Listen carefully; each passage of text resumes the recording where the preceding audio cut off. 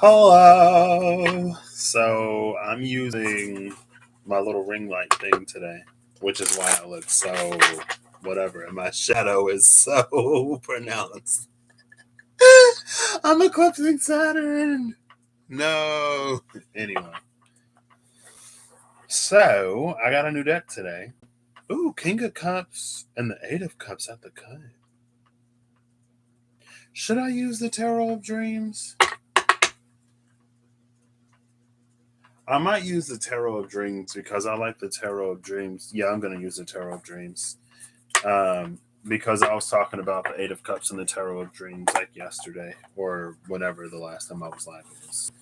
And that's what I'm feeling. So I got a new deck today. I'm not going to do the whole unboxing, go through all the cards thing because if you want to see that, you can check out Rob Odinson because he recently unboxed the deck. And I went ahead and caved and bought it. Now, my Diablo lore is probably not any stronger than Rob's because I think he actually played, I think he said he played 2. And I only played Diablo 3.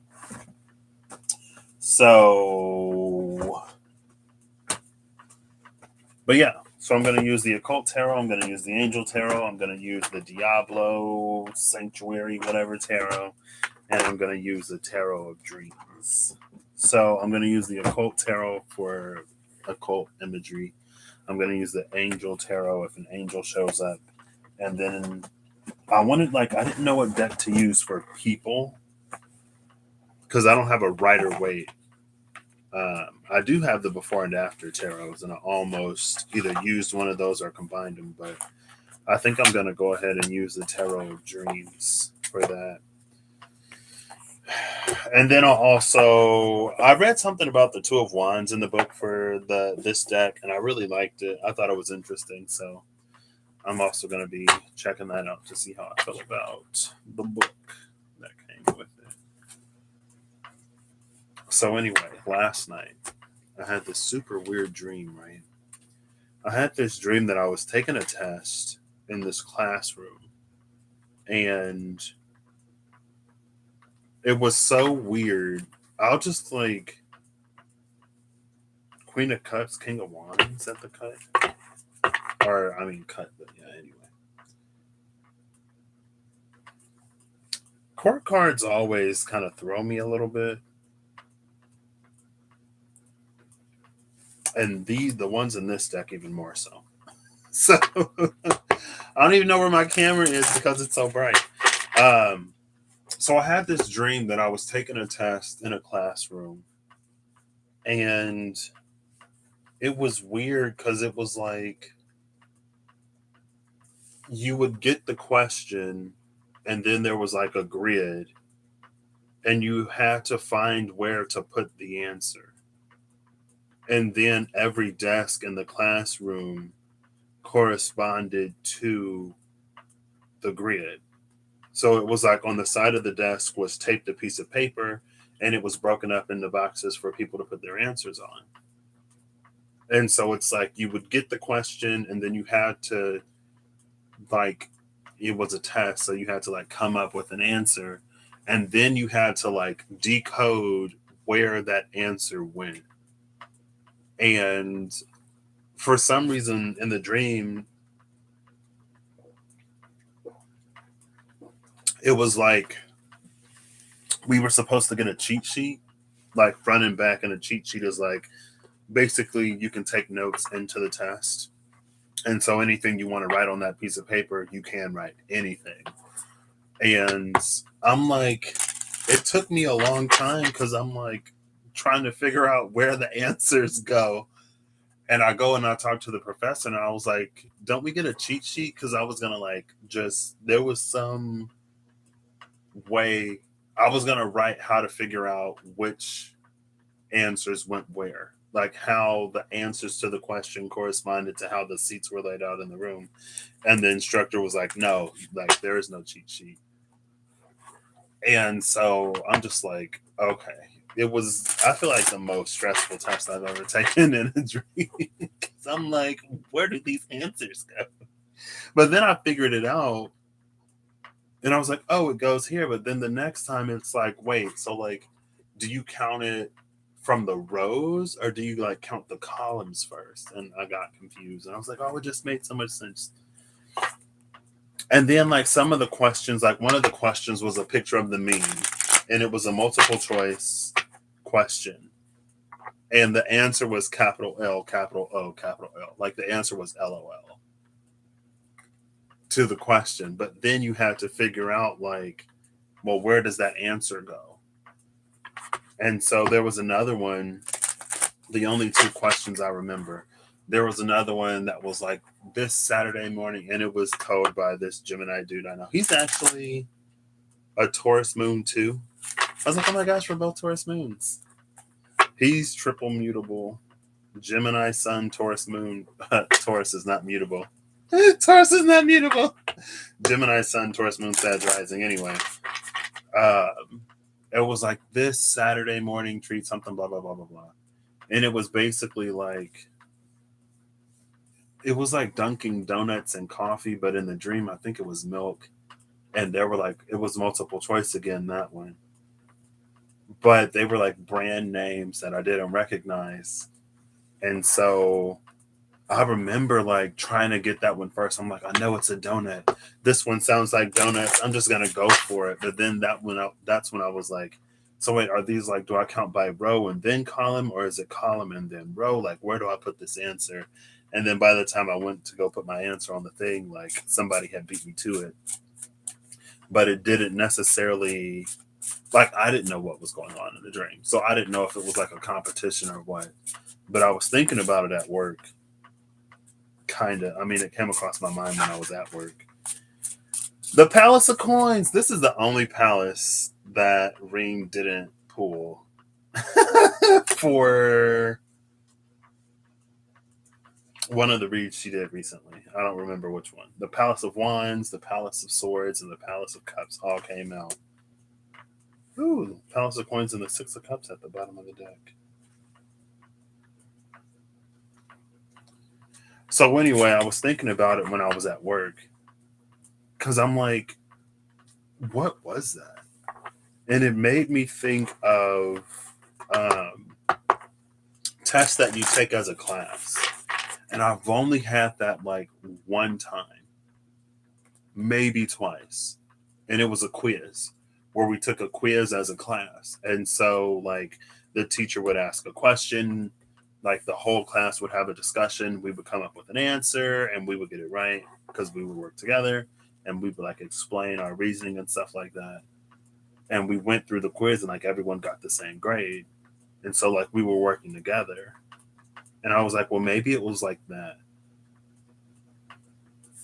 Except, like, we weren't necessarily like talking to each other, but everyone would come up with an answer and then go and write their answer on the piece of paper.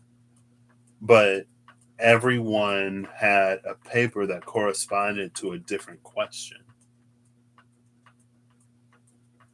But it's like, again, we didn't know because part of the test was to figure out who had what question and then what their answer was. And so it is like we're taking it sort of as a class, but at the same time, like the person themselves, like they might know, like, oh, this is my question. But again, we weren't communicating with each other.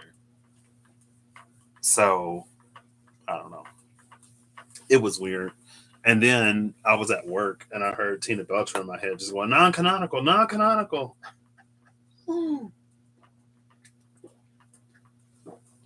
I mean, things randomly pop into my head all the time. I feel like something is going on with Mercury because my Mercury is like feeling extra retrograde or whatever. But maybe not. And so I was like, non-canonical, non-canonical. Well, I was like, well, I don't have the Book of Enoch, but that's like one of the things that my brain goes to. One of the non-canonical books of the Bible. And I feel like I just saw something recently. It had to be a YouTube video. Excuse me. That talked about non-canonical books in the Bible. Books of the Bible. And like there was what was it? The Council of Nicaea, the Nicene Council, where they got together and they decided which books of the Bible would be canon and which books of the Bible wouldn't be. I guess when they were assembling the first Bible. So there is like actual scripture that's not in the Christian Bible or in a lot of the like versions of the Christian Bible, but you'll find them in other Bibles. Um, like I think some of them are in the Torah. I think the Ethiopian Bible has like some of them. Um, but I was just gonna like, you gotta buy it. You can't just like, oh wait, PDF. There we go. Let's see. Let's see a PDF maybe. I was like, oh, I'm just gonna like pull up a random page from the book and see if it means anything. Girl, is this real? Are you real?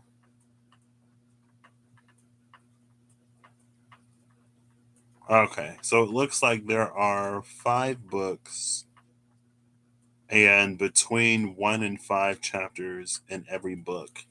So the magic of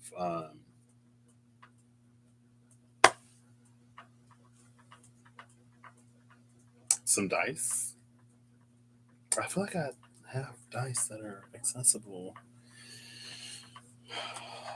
Bixby. Bixby is going to help me pick one of those, and we'll see if anything comes of it because I don't know what's happening.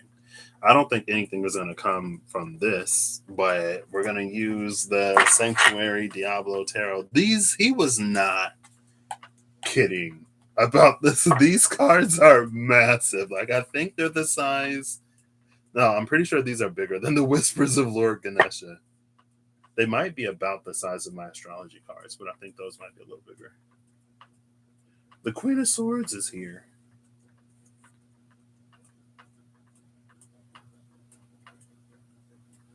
Which is interesting because I was gonna use the Witch's Tarot. Hey Sandra, how you doing? I was gonna use the Witch's Tarot. Hi Bixby. But I decided not to use the Witch's Tarot. I was gonna use that deck because it features a lot of people, which I want. Um, but I decided not to use it, and I pulled the cards out. And when I put them back, the 7 of Swords was at the bottom of the deck with the Queen of Swords behind it, um, which was interesting because that felt like somebody was gonna like, I don't know, someone thought that they were gonna trick the Queen of Swords, and she already knew. I don't know. Anyway, we'll see.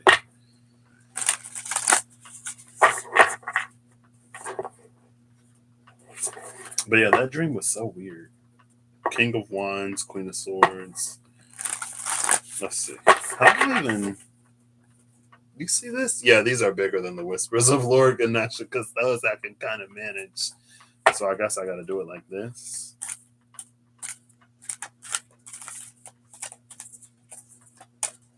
It's interesting that they went for this size. I wonder if that was like intentional or if somebody made a mistake somewhere on the dimensions. And they're like, well, they're printed now. But you would imagine that they would have like did a test print or something. I don't know. Tell me about the tests. Like I said, it was such a weird dream because like the testing environment was just interesting. And I know yesterday, or whenever, day before yesterday, because I don't think I was live yesterday. I could have been though. When I pulled the runes with Russ, I think it was after Russ had left. And it was Stankness and Hyde. And it was tests that we didn't even know that we were taking. I don't know. It was so weird. So I was like, how are you supposed to figure out? Yeah. But that's another thing. I think I was going to mention it recently. I first saw it when I watched The Sandman. And it's like the 3 fates, the Norns, the ladies of prophecy. And they would be like, you asked the right question or you didn't ask the right question. To the girl, they were like, you didn't ask the right question. If you had asked the right question, we would have been able to help you avoid running into this nightmare.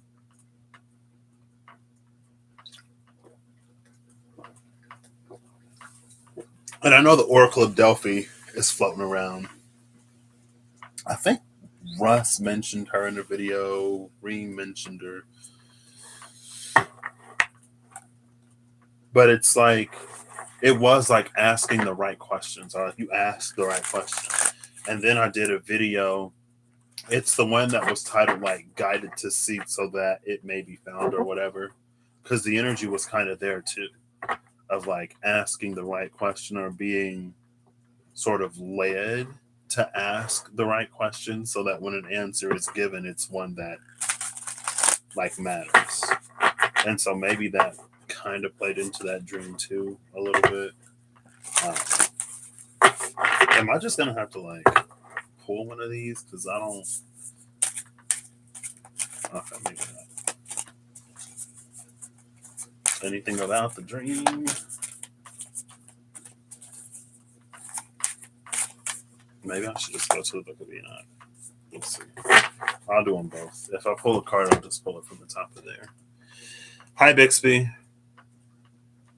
Psych. Hi, Bix. Oh, girl. Hello. Hi, Bixby. Choose a number between 1 and 5. 1 second. Just double checking my math. Look at my shadow. It's so huge. All right. Looks like your number is 3. 3. So we're going to the third book. Non-canonical. The Book of Noah. Only 3 chapters. Hi, Bixby. Choose a number between 1 and 3. Processing some equations. Okay, your number is 3. Wait, do we got a 3-3? The third chapter of the third book. There are 4 chapters in the Book of Noah, but it's fine.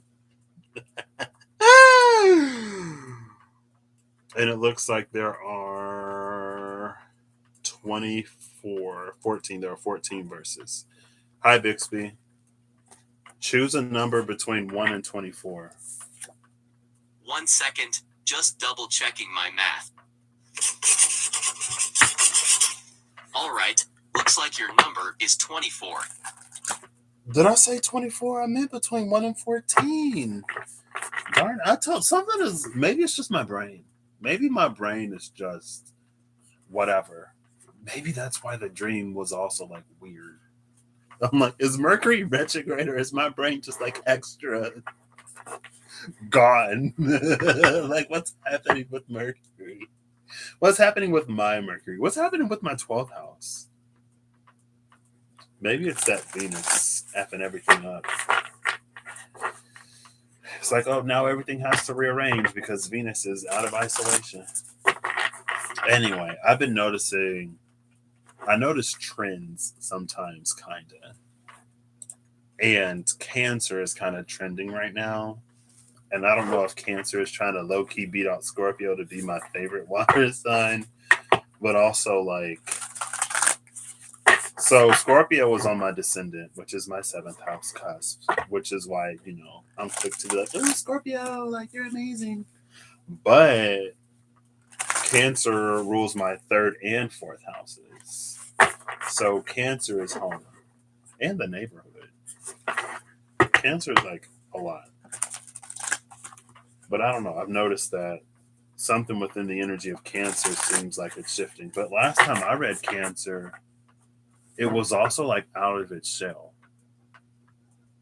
It kind of got tricked into leaving its shell. It was moving from one into the other and then it got stuck. And so maybe that's another thing. Also, my Mars is in Cancer. My relationship with my Mars is, I'm coming into a Mars phase of life where I'm going to be using my Mars a lot. So that could be another thing just for me personally. Hi, Bixby. Choose a number between 1 and 14. Processing some equations.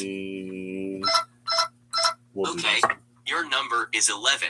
So we're going to do 11, but also, since it said 24, we're going to go 14 into the next one. And there are more than 14. No, 10. We're going to go 10 in because chapter 3 only have 14 verses. So that'd be 15, 16, 17, 18, 19, 20, 1, 2, 3, 4. Yeah. So the 10th verse of the 4th chapter that I completely forgot about, which is the secrets of the parables. The 10th one says, and the third was named Gadriel. He it is who showed the children of men all the blows of death. And he led astray Eve, and showed the shield and the coat of mail and the sword for battle, and all the weapons of death to the children of men. And from his hand they have proceeded against those who dwell on the earth from that day and forever and forevermore. I'm pretty sure that's interesting. I'm gonna grab the Angelarium here too, because I'm pretty sure Gadriel is the one with the spear, and I know Russ had, I don't remember which video it was, but I saw him talk about the spear recently and how originally it was used for fishing, but then it became a weapon. And it made me think of, I'm pretty sure it's Gadriel because he has a spear, the Angel of War, but he doesn't want to use it. Let's see. Pretty sure it's Gadriel. Gadriel, where are you? Since these are angels, they're still fair game. Even if they weren't, I can do what I want. I go where I am led. And then I decide what I do when I get there. I'm like, yeah, I don't know. Yep, that is Gadriel, Angel of War. And it's interesting that he has a Bident in this deck because the Bident is what Pluto holds. Okay. Hades, Pluto. Gadriel was a giant even among his own kind. His spear stood as a symbol of assured destruction for anything that opposed the will of the Watchers. Despite his threatening stature, he was a peaceful soul. Most days he could be found sitting outside camp with his eyes upon the horizon, a surreal portrait severity carved in alabaster. Once asked what he was thinking about, the angel lifted his spear and pointed up to the sky, the tines framing the North Star. Now, North Star could be North Node, but the North Star could also be. I don't know what this video is, obviously. I don't know what. Well, yeah, a lot of times I'm just like, let's see what's up. Is that also Ursa? Is that Venus? Polaris.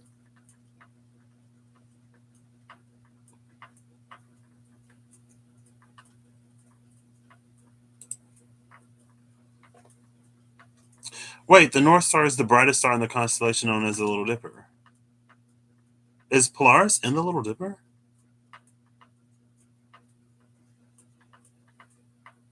Ursa Minor. Yeah, okay, because I thought it was in.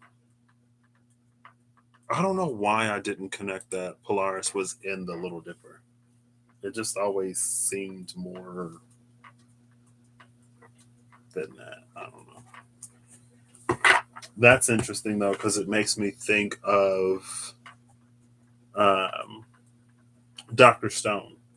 And in Dr. Stone, a great number of years pass and they're following the North Star. And then they find out that it doesn't point north anymore because so much time has passed as the universe has continued to expand and our solar system has continued to expand the relationship between Polaris and Earth changed so that it doesn't point true north. And then he was like, oh, I didn't even consider that like being a thing.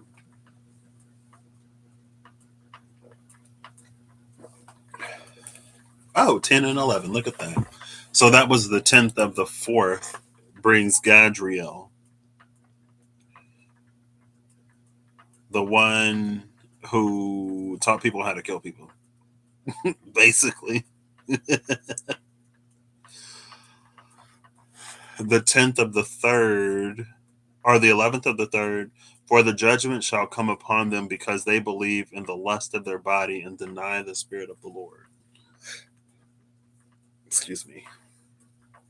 Maybe we'll just stick with the 10. Judgment will come upon them because they believe in the lust of their body and deny the Spirit of the Lord. Actually, we might keep both of those because there's also, that was a thread recently too. At the beginning of one of my recent videos, it was about how there was some kind of like supercharged fire that was really close to ether, but because of our humanity, it like quickly turns into something else. That thing can be like anger or whatever. And it's like there are the 4 or 5 elements, and then as they get closer to the ether, they become very volatile.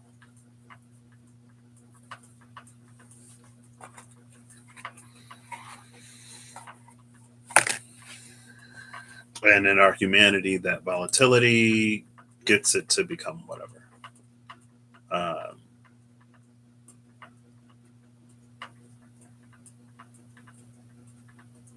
Lust of the body, denying the Spirit of the Lord, and then we got Gadriel teaching people how to, the blows of death and the shield, the coat of mail, the sword, armor, all the weapons of death to the children of men. Which is interesting because Reem, I didn't finish her video, but I saw Russ talk about it, the Scorpio video with death.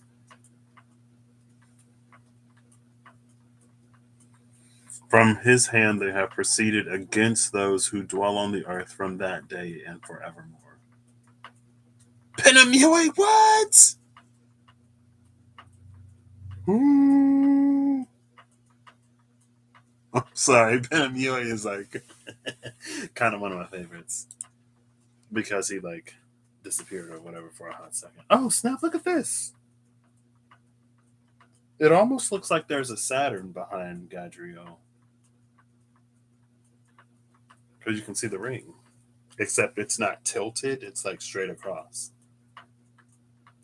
You see it? If I had the front, like if I had my TV on instead of the ring light, it would be easier to see.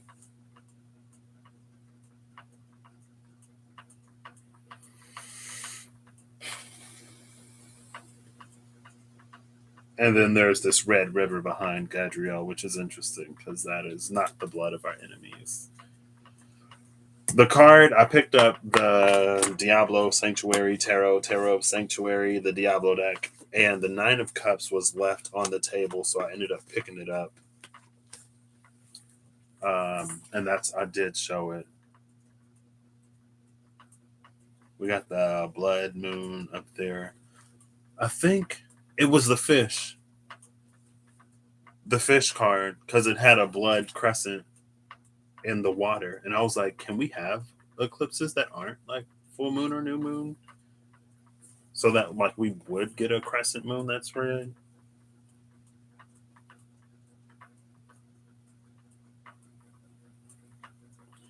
And then we got these 9. So there are these 9 cups in the back. There's this character here in the front sitting on a gnarled throne holding a staff. And we can see that like the roots continue well below this figure. And the knots of the wood are our 9 cups.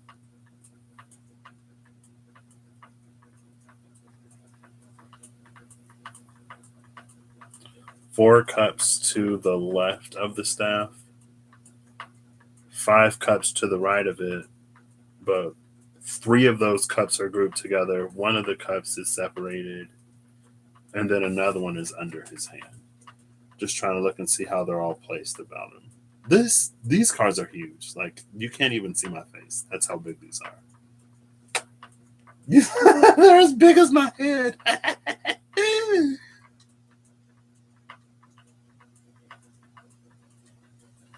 And it's interesting that it holds hermit energy or hermit imagery so vividly, question mark. Because, like, if you see the 9 and you see this character with the staff, long beard, like, hermit. But it's the 9 of Cups. And there is no influence on this. It's just the dude sitting in the chair. The 9 of Cups, though, is interesting because it did talk about in the 10th verse of the 3rd chapter, lust of the body and denying the Spirit of the Lord. I mean, it just feels like giving into one's lower, more base and carnal desires.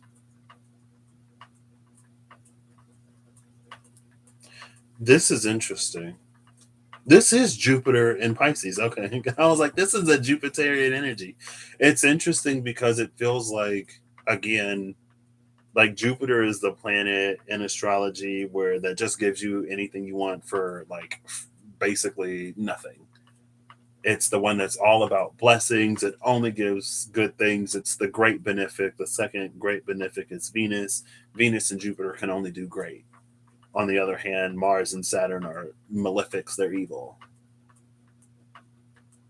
But it's almost like with all of that Jupiterian energy, we never ask for anything that isn't monetary or physical or grounded in our like day-to-day life.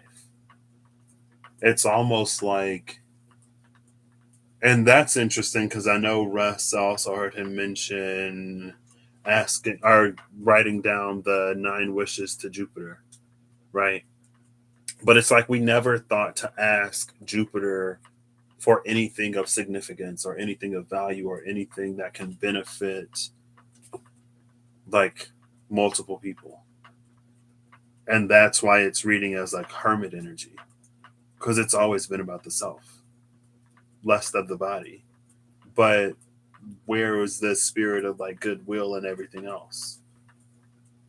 And that's the Spirit of the Lord. It's like it can, that's what we have the power to sort of ask for. And I guess, there are times when people like pray for world peace and pray to end world hunger. And like we do pray for other people and manifest for each other. So we don't necessarily have to get into the extreme, but it almost seems like more often than not at the end of the day, if it was us or somebody else, we would ask that we get that car, we get that job, we get that person. And it's almost like, well, how much does it really satisfy? It's like, it's a question of like, does it satisfy the soul? Do we ask Jupiter for anything that gives deep, lasting, impactful, meaningful satisfaction? In the book, the 9 of Cups upright says, granted wishes, satisfaction, and contentment. Life is good because you've worked diligently to make it so. The goodness doesn't come from wealth or notoriety, but from the relationships you've built. No matter what you have in the cupboard, it is more delicious if shared with friends. Satisfied with simple pleasures and good company, you are content. This card sometimes brings an extra blessing. A cherished wish may be granted. So I love that it talked about, simple pleasures, good company, sharing it with people that leads to contentment. So everything that I just said about people being selfish and blah blah blah blah blah, whatever with Jupiter, the book said you are getting your wish granted because you weren't that. Congratulations. Um, so I guess I'll go ahead and I'll pull a. I kind of wanted to use these a little bit more oracally and look at the imagery. I don't know. I have a few ideas of what I could do with this. I mean, he is bloodstained. He's also become part of the tree. I don't know. There's that moon up there too. Oh, almost pushed the Page of Swords. Almost pushed Gadriel off of the table. The Ten of Coins is the bottom of the deck, so very, very prosperous. It's just like portal gateway into this. The what number 40, 30, whatever energy oracle cards, the gate of abundance, or is it what is it, the gate of the door to, it's not the door to love, the door to spirit, the door to personal healing and happiness, the door to money, the money door, the door of value. I don't know. It's open.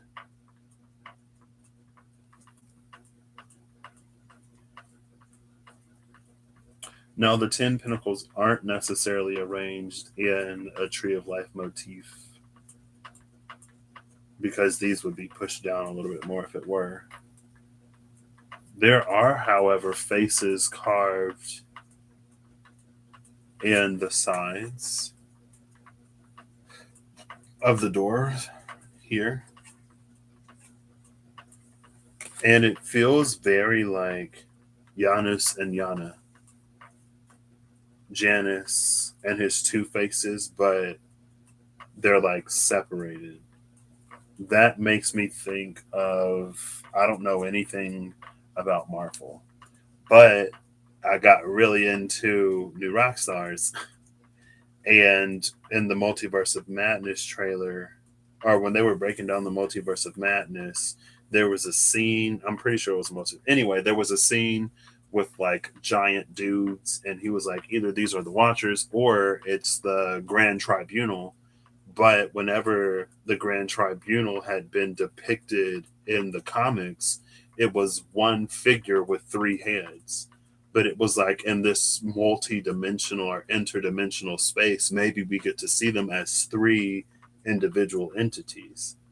But when we interact with the energy from our perspective, it merges them all on one because there's something that we don't have the ability to conceive of, where they can be like different, separate entities. And it's making me think of that for some reason. Like, as we've typically interacted with Janus or Janus and Yana, there were two heads on the same body, but in reality, it's two completely different entities. It's just a restriction of our dimensional bandwidth. Now, is the card still at the bottom? No, but the Ten of Pentacles is at the bottom of the deck now. Okay, there's the Ten of Pentacles twice. It was the Two of Wands earlier. And I was going to mention it because the Two of Wands actually came out. So the Two of Wands came out on top of the Nine of Cups. And the Page of Swords flew over to the side to like almost push Gadriel off the table.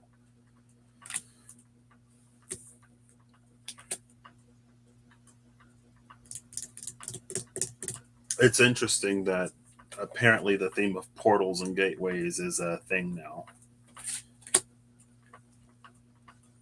It's not necessarily unexpected because there's even one in here in this Ten of Pentacles. I mean, we see a figure in there. So,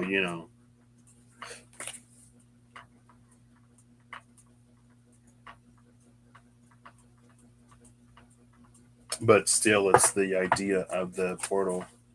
And it's interesting because it makes me think, of course, of the Gate of Sahakiel. And I already have the deck out. So we'll see what's before and after the Gate of Sahakiel.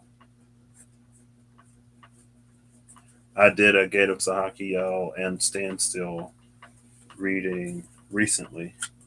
Recently, that was a minute ago now. Because that energy kept popping up. And that was when I was seeing the Ace of Pentacles a lot. And that's when I used the deck of heroes. No, I didn't use it when I read that, but when I used the deck of heroes, there was the Ace of Cups and there was the Fool card. And there was this whole like the person, and maybe that goes back to not asking the right questions. Because there was a person that was standing looking across a gap trying to discover. I literally have the deck right here. It's funny because I almost used the deck of heroes as the people cards since it's Diablo and you have your heroes and then you have the angels and the demons. But I was like, nah, because the cards are kind of dark, so I didn't use it. But let me see if I can find. Oh, look, the Ace of Pentacles is literally right here under the moon and the Fool. Right there. I didn't even have to go. Oh, they were the last cards that came out. They were at the top of the deck. The moon, the Ace of Pentacles, and the Fool. Which is interesting because, again, I just went looking for the golden moons. And the number 18. So number 18 has been, it's a thing now. Even though the storks, no, it was the fortune telling card at the bottom of the fortune telling cards was like, if this card pops up, like number 18 has no effect, basically. But number 18 might be the woman getting her fortune read. I don't remember. I don't know. I was going to say I don't remember, but I don't know. But yeah, so we see this person like looking across this chasm, wondering how he's going to get like over there. Behind him is the Fool card. So you would think that, I mean, usually the Fool is about taking the leap, but this Fool is on a horse. And like the horses can jump, but it's like if we look closer at this, there's a doorway and a path that leads to that Ace of Pentacles. So we don't necessarily have to worry about like bridging the gap if we can just find our way. And yeah, because the moon, that's what it felt like when I read it. Because with the moon card, it was like there is a path that leads to there. But it's like off the card. He would have to like go this way, do whatever, and then he would come down this way and get that Ace of Pentacles. So basically, yeah, it's at the top of the deck. Thank you. But again, that kind of sort of, it's feeling like it's playing on that not asking the right questions. Because it's like, we could be like, well, how do we cross the gap? How do we cross the gap? And we're not getting an answer. But if we ask, how do we get the Ace of Pentacles? Oh, like go left, make a right, go left, make a right and another right, and then you'll be on the other side. But anyway, that portal, that doorway, it was the Gate of Sahakiel energy. The Gate of Sahakiel has been apparently open for, I mean, I don't know. Life is really interesting right now. The things that are coming into my experience or my awareness of experiences, things that are happening in the world, not necessarily happening in the world at large, super in your face, but there's definitely something that's changed. And then a lot of energies too. It's reading very interesting. But anyway,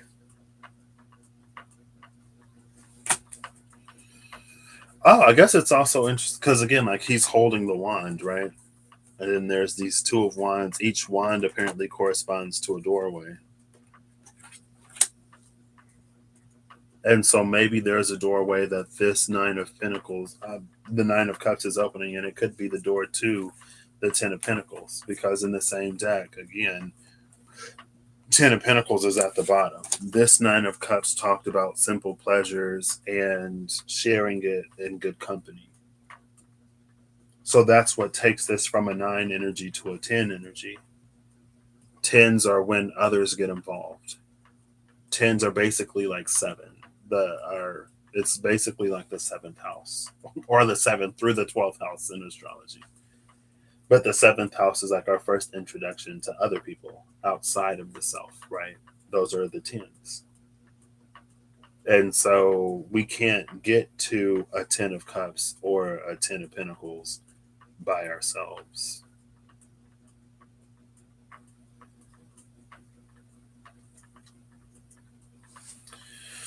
So on opposite sides of the Gate of Sahakiel popped into my mind for another reason too.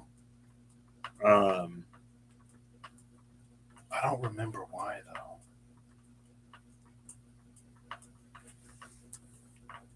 I feel like something happened and it made me think of the Gate of Sahakiel and how it talks about the clouds filling the valleys. It's like what was above becomes below. I feel like Waterfall also came to my mind. I don't remember why.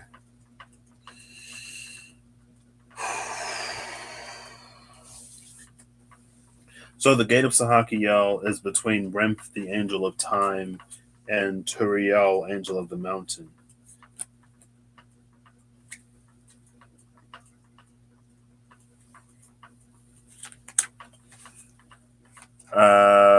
The ocean pulsed, pushed onward, beat by beat, marching forward, they die upon the beach. And with each stroke, the sand pulls upon the stones, polishing faces smooth. Remph, Angel of Time. The first watcher of the East, the way Turiel carried his massive stature was a matter of public spectacle. His feats of strength were sometimes put to good use, but often bled into showmanship. The praise people showered him with seemed to sustain the angel almost as much as food and water. This is interesting because the last time I used this deck, Turiel came out, but it was the other Turiel. It was the after Barakiel Turiel. It was the after Satariel Turiel. It was the when folks took up them weapons or whatever and started when stuff started happening to the angels. And Turiel was like, "Oof, maybe I shouldn't be like showing off so much." That Turiel holds dearly what is his, shielding it from an avalanche of greed or something like that. And so with the Angel of Time and this version of Turiel, it's almost like we're going back. And it's interesting because when we had North Node Cancer, South Node Capricorn. What, 2019 going into 2020? And then when everything started happening in the year 2020, when it came to like social justice stuff and stuff like that, the nodes had already shifted into Gemini and Sagittarius. So at that point, at the point where everything started happening, it's almost like our hearts should have already been open. But when everything was going on, that's when I fell out with astrology because of people, like everything. Because I'm coming across like, we need to go into our hearts, we need to do blah blah blah blah blah whatever. And over in Patrick's world, I'm like, North Node isn't in Cancer anymore. So we should already be in our hearts, number one, and we should already know how to get into our hearts, number two. And from that point, it was just like, it felt like there were so many ways where this true state of the heart of humanity was like made visible and how like atrophied and closed that heart had become because of a lot of this more selfish us versus them, like me before anybody else type of energy. It's how like a more global community had suffered because of history of one people's conquering another and people taking land and resources and whatever. But even beyond that, it's how for people self-worth is almost non-existent because it's comparative. It's about having more of something than someone else. And so when other people start to get some, then you feel threatened because now all of a sudden you're not the most spiritual, or you're not the smartest, you're not the wealthiest. And it's like, but if you have to limit and control access to something in order to hold some kind of status? Were you ever what you thought that you are? Probably not. It's like being the only person in a house that knows how to read when you don't teach anyone else how to read and when you forbid anyone else from learning how to read. But then we sit on these false pedestals. We become false idols. Or we try to turn ourselves into false idols. And again, we can do it in any number of ways. But since then, I mean, there was also a time when like humanity came together too. So, like don't get me like completely wrong. There were many displays of that as well, which was beautiful. But it also contrasted at the same time. Maybe contrasted isn't the right word. Maybe it showed the limitations of that, right? How easy it is to support someone a certain distance away that you never have to interact with, and how that doesn't necessarily affect your day to day life. But when our day to day lives are affected, or when the issues are a little more central to us, that's when cooperation can kind of break down. And it's of no one's fault. I mean, we could blame Hierophants. Well, it's like we had been conditioned, basically, to be more self centered, self focused, and to think and prioritize ourselves more than anyone else. At the end of the day, though, it's not completely Hierophant's fault because we all have a heart. So at any point, it could have been like, oh, maybe this isn't right. But anyway, back to this. It seems like Turiel is going back to who he was before the thing happened that happened. And this is also interesting because I think I pulled this deck out the last time I used it. Yeah, I did. Remiel, it was Visions of a New Life. Armoros was at the bottom of the deck, the Angel of Undoing. And I noticed Armoros at the bottom of the deck, but I didn't mention it. Armoros, according to my understanding of the sort of story woven behind or into this deck, uh, Armoros was the one who basically put up the veil, or who officiated the separation of man and angels. When they was like, we can talk to y'all from, we'll stay up here and y'all stay down there, and then we'll set something up so we can communicate, but we can't cohabitate. Y'all have proven that. Ain't no cohabitation with folks that try to use what you give them against you to take what you have. Like when the student becomes the master, or when the student outperforms the master, it's not because the student kills the master and is like, I'm the master now. Like, no, that's not how this works. Anyway.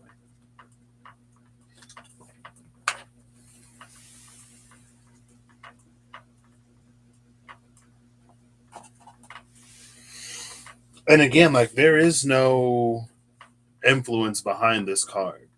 It's human nature. It's who we have become as people. It's not the devil. It's not demons making us selfish, making us commit atrocities against other people. It's man. It is our own nature. It is our own internal machinations. There is no one to blame. That's why when judgment comes, judgment is coming for us, not whoever influenced whatever. I think there is a certain control that we like to try to sort of forfeit sometimes when things don't necessarily go our way. We like to blame. Oof. This is not. I mean, I guess I'm not surprised that this is coming. It feels like this is sort of a theme lately. And it's interesting that, again, it comes juxtaposed to everything that, like, it comes juxtaposed to two Tens of Pentacles. Gate of Sahakiel wide open. But this here,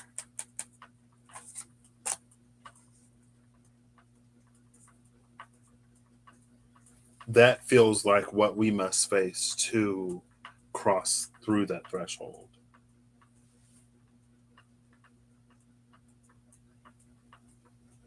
And it almost feels like as long as this figure is in the doorway, we don't see how we sort of project it there. That makes me think of the shadow side in the Witch's Tarot. And I literally just saw the shadow side. I think I used the Witch's Tarot. Did I use the Witch's Tarot when I did those 3 golden moons? Or did I use a different deck? I feel like I used the larger deck than the Witch's Tarot, so maybe it wasn't that one. No, it was a different one. I don't remember. But the shadow. No, that's when I looked at. Oh, it was the eclipses. Yeah, so that was the reading. It was like guided to seek so that it may be found. I'm pretty sure it was that one. That's when I used the deck of heroes, right? No, no, that was a different one. I just used the Witch's Tarot. And then I used the smaller Witch's Tarot to clarify. And there was something off to the left. But anyway, it was at one point, it was the lunar eclipse earlier this year. It was the full moon Scorpio lunar eclipse because it was the second line. And in that line, it was the shadow side on one side and the Two of Wands on the other side. And on the Two of Wands, it came out with the title card and something else. On the shadow side, it came out. I don't remember what it came out with, but it was like either way, we got visions of new life, Remiel and Sandalphon. Either way, whether it was a worse experience or it was us being in a state of receiving a vision, it caused us to wish for, seek something truly glorious. Now that energy is like presenting itself with all the Ace of Pentacles that I've been seeing. Well, I mean, the Ten of Pentacles is here and the door is open. So I don't know if we're necessarily planting the seed for it right now.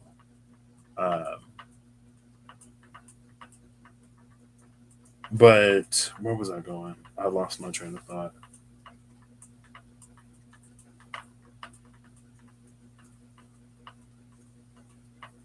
That's this. But there may be something that prevents us from stepping into it. And then that takes me back to, and I've talked about this reading a few times, when I use the Spirit Keeper's Tarot Revelations and the Spirit Keeper's Tarot Vitruvian, and at the end of the readings, because I did like the Heart of a Celtic Cross, like side by side, basically. In the future position on the Vitruvian edition, it was the Page of Wands, the Shining Flame, and the Shining Flame was being initiated into something. On the Vitruvian side, it was the Queen of Wands, the Scarlet Shield, or the Golden Shield. I think she's the Golden Shield, the Queen of Wands. The Queen of Wands, like in the SKT, the Queens are shields. So where one was being initiated, the other one was being prevented because it wasn't ready. And the first thing that Page of Wands faced in the initiation was the devil. It was the demon. That was the first thing that popped up when I went to go look. And it was like, this is the reason why the Queen of Wands permits entry, because this is what has to be overcome in order to fully step into it. And it feels like that's this energy.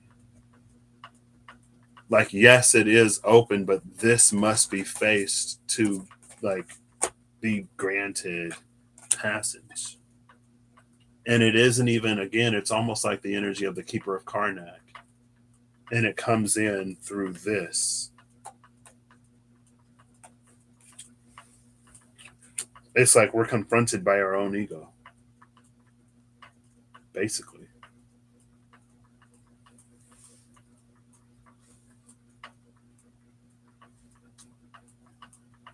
And it speaks of the time that we're coming into.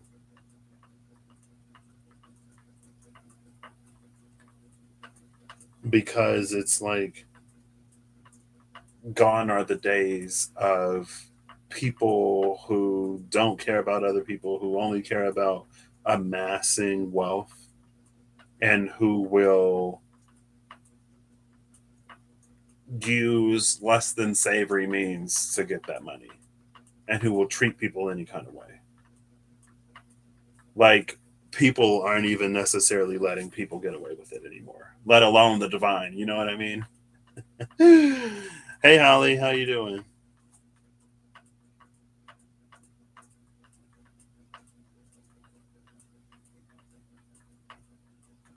I actually like this page of swords with Gadriel. Honestly, this makes me think of the Archangel Commander. It feels like this page of swords, because a page, it's brand new. It's not the King or Queen of Swords, especially the King or Queen of Swords of yesteryear. It's not using those weapons in the way that the weapons have always been used.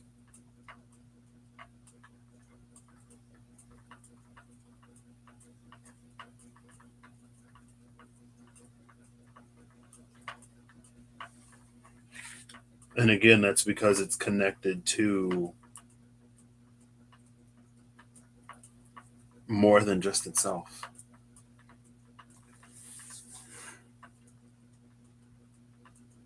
Those weapons weren't meant to be turned on one another for the sake of a lot of what we turn on one another for.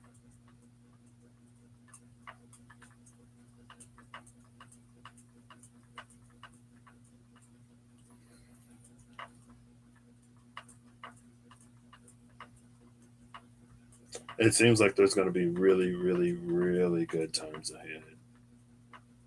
Or the energy is really, really nice. It's all potential, right?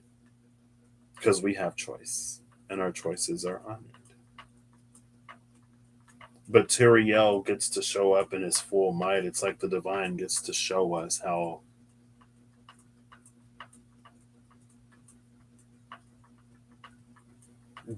graceful it really is. I don't know if graceful is the word, though. It's almost like the divine is gonna. It's a space of like there is miracle now, but and there's synchronicity now, but the scale and the frequency of occurrence of like miracles and synchronicity and huge shifts and changes for the better.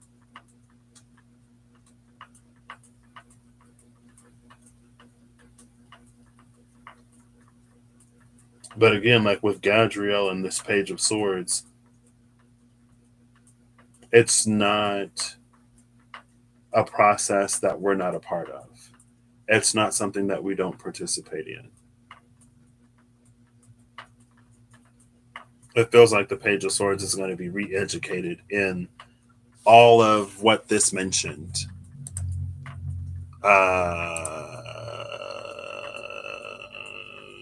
The blows of death, the shield, the coat of mail, the sword for battle, all the weapons, and stuff like that.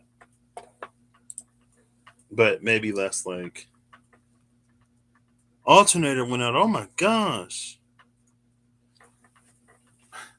Well, hopefully it goes seamlessly for you tomorrow.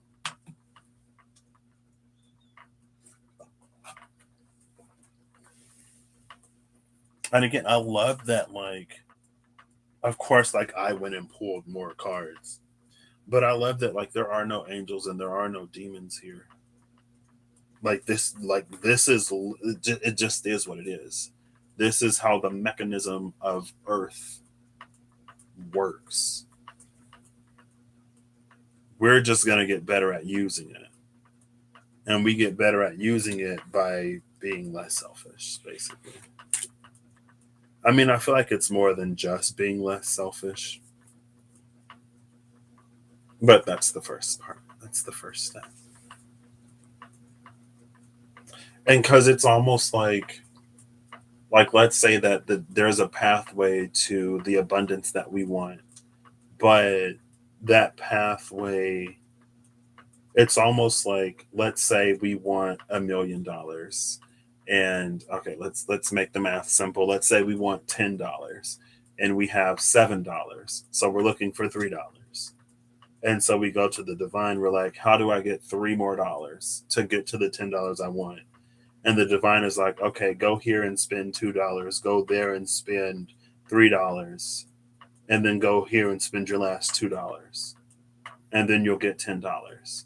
But we look at the math and you're like, you're telling me to, so I go here and I spend two, that leaves me $5, and then I spend three more, that leaves me, you're asking me to spend all my money, but you're supposed to give me money. And so we don't listen. And more than us not listening, it's almost like there is a certain realm that is so spiritual. It's so spiritual that it's so subtle that because we're not open to it, we don't even pick up those ideas. It's almost like we don't even hear it. Our intuition doesn't even tune into it because that's how much resistance we hold to it. Now, there may be some like less extreme paths where we don't have to spend as much to get where we want to go. It always takes the path of least resistance, right? But if there is no path that has no resistance, or if there is no path that has a low enough resistance for the message to get through, then we won't receive it. Like going back to the money, right? Like let's say there's a $10 idea, but we got 15 negative $15 of resistance on literally every single path. There's always going to be a deficit to that, so we never get it. It's not like, oh, I'm like 15 in deficit here, but over here, like I'm only $2 in deficit, so I'll still get $8 of that $10 idea. It's like, no, some of this stuff, again, because that's why we have to face the ego. We have to face ourselves. We have to face our conditioning. We have to face a lot, which would make sense why there's all these like waves of awakening and ascension and everyone's healing trauma and going through blah, blah, blah, whatever. That's why like we're all on the journey, and we're all journeying in the ways that we're journeying, because the thing like where we're going, we need to be light enough to receive some of that stuff. But in order to do that, again, we have to face ourselves. And it's not all ancestors, it's not all somebody else. Some of it is us.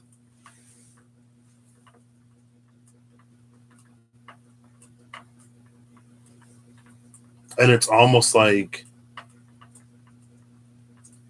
for some of it, it's almost like even if it is somebody else, if it's already ingrained within us, then like, does that change the fact that we still have to do something to remove that? You know what I mean? It's still something that we have to work through regardless.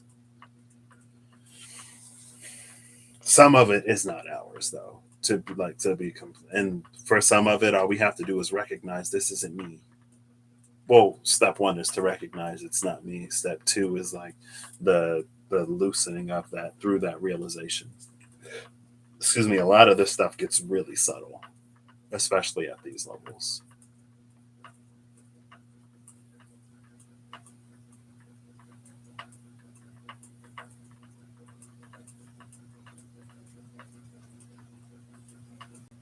Okay. Well, I was gonna go somewhere else, but it's already been an hour, which means it's like midnight, and I'm not trying to be up all night. It's almost midnight.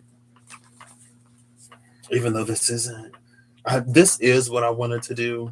I just thought that some kind of background influence would pop up so I could use one of the other two decks that I pulled out and shuffled, but It's fine.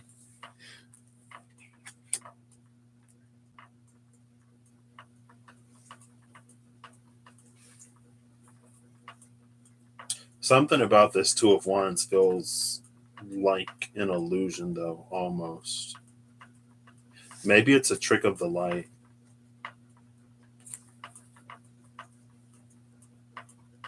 I keep looking at this moon up here. That moon,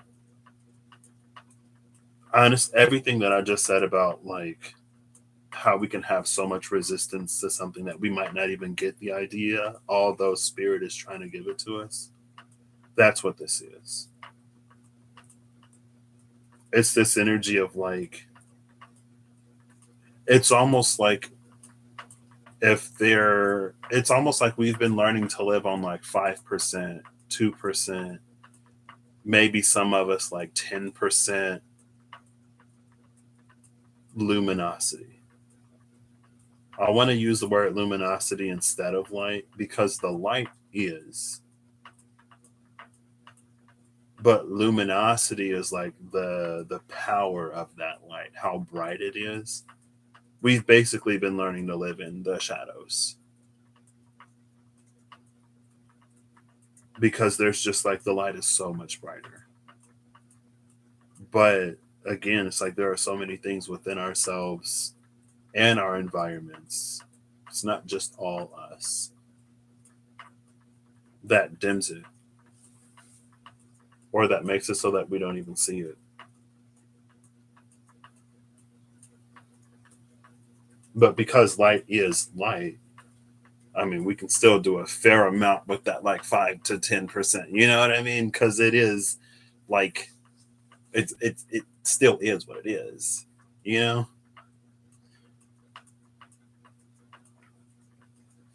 Snow in there? Oof. Hopefully it's not snowing here. My brother said it's supposed to be in like the 50s this weekend or something. Yeah, it's fine. You left when you were supposed to. I wouldn't even watch this one back, honestly. Like, I'm like, because even last time I went live, I'm like, the energy is so gorgeous. Like, I see it all over. Like, I won a Roomba in the raffle at work, and I've wanted a Roomba for forever. And then somebody was like, "You can sell it if you don't want it." And I was like, "Well, how much is it?" And it's like it's worth a pretty penny. Because I was like, "Oh, even if I don't like win it, I can always buy one." But I'm glad to not have to spend that much money for it. And like right now, I have limited use for it. But anyway, it's the one thing I wanted. I haven't won a raffle yet, and I'm glad I won that one. So last time I wanted a juicer, and I was upset about that juicer. But I'll take my room. But thank you. Anyway. But every time I get on here, I feel like it's like, because like the energy is gorgeous and the energy is amazing. But I feel like if I were to come on and just talk about how gorgeous and amazing it is, we would do that thing that we do, which is not doing the thing that we need to do to make that energy, that future our reality. And I thought about temperance lately. It was like yesterday or the day before yesterday. I was thinking about temperance and time. And it's not anything new. It's not anything I haven't talked about before. But it's like, I feel like a lot of times we look at temperance, or a lot of times we think of time, we think that, oh, after a certain amount of hours and days and seconds pass, then something will happen. But temperance is not about time. Temperance is about action. Temperance is about doing things. The angel is pouring one cup into the other. Like those cups aren't just sitting on the table and the angel's standing in the back waiting for the water to like move itself from one cup into the other. Like the angel is actively pouring. And when a certain concentration is reached within that cup, or when the cup gets so full, then something moves. It's not just waiting. And I remember the one time, I will never ever mess with marijuana ever again in my life, because I had edibles one time in California because it was legal. And I don't know if it's because I'm a Pisces sun with a Pisces Mercury in my 12th house retrograde, but those edibles just completely destroyed my tether to reality. Like I was not even like first I was like kind of lightheaded and whatever. Then like literally every single like joint in my body was like tingling. I couldn't feel my body.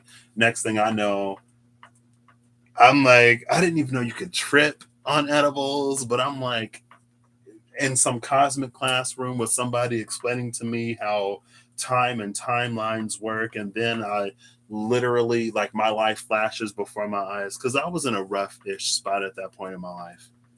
But my life flashes before my eyes, and I'm shown every single time where I felt like there was no one there. But my mother was there for me.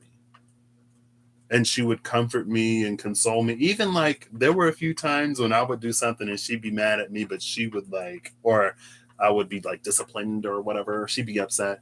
But like if I would break down, like that would flip and she would like be there. And I was like, man, like I thought I was alone, but she'd been there this whole time. And so I'm just like laying on this futon, can't move my body, just crying, praying to get some sleep so I can just stop. But anyway, when I was looking at those timelines, it's like there were, it's almost like there were scenes and then there were nodes. And then after a node would be another scene and then another node and another scene. Those nodes was like, those were times where something had to happen. It's a choice that has to be made. It's a decision. It's whatever.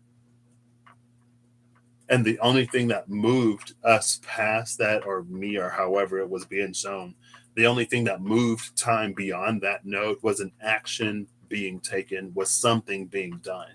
It didn't just happen. So, anyway, yeah, girl, I don't. And my cousin was like, I didn't even give you that much. I'm like, and then like, that was my one cousin because I knew he was gonna offer it to me. And I was like, okay, like it's legal. So if he offers it, I'll take it. I'm not gonna ask. If he offers it, I'll take it. That was mistake number one because he offered it and I took it, and it was way too much for me.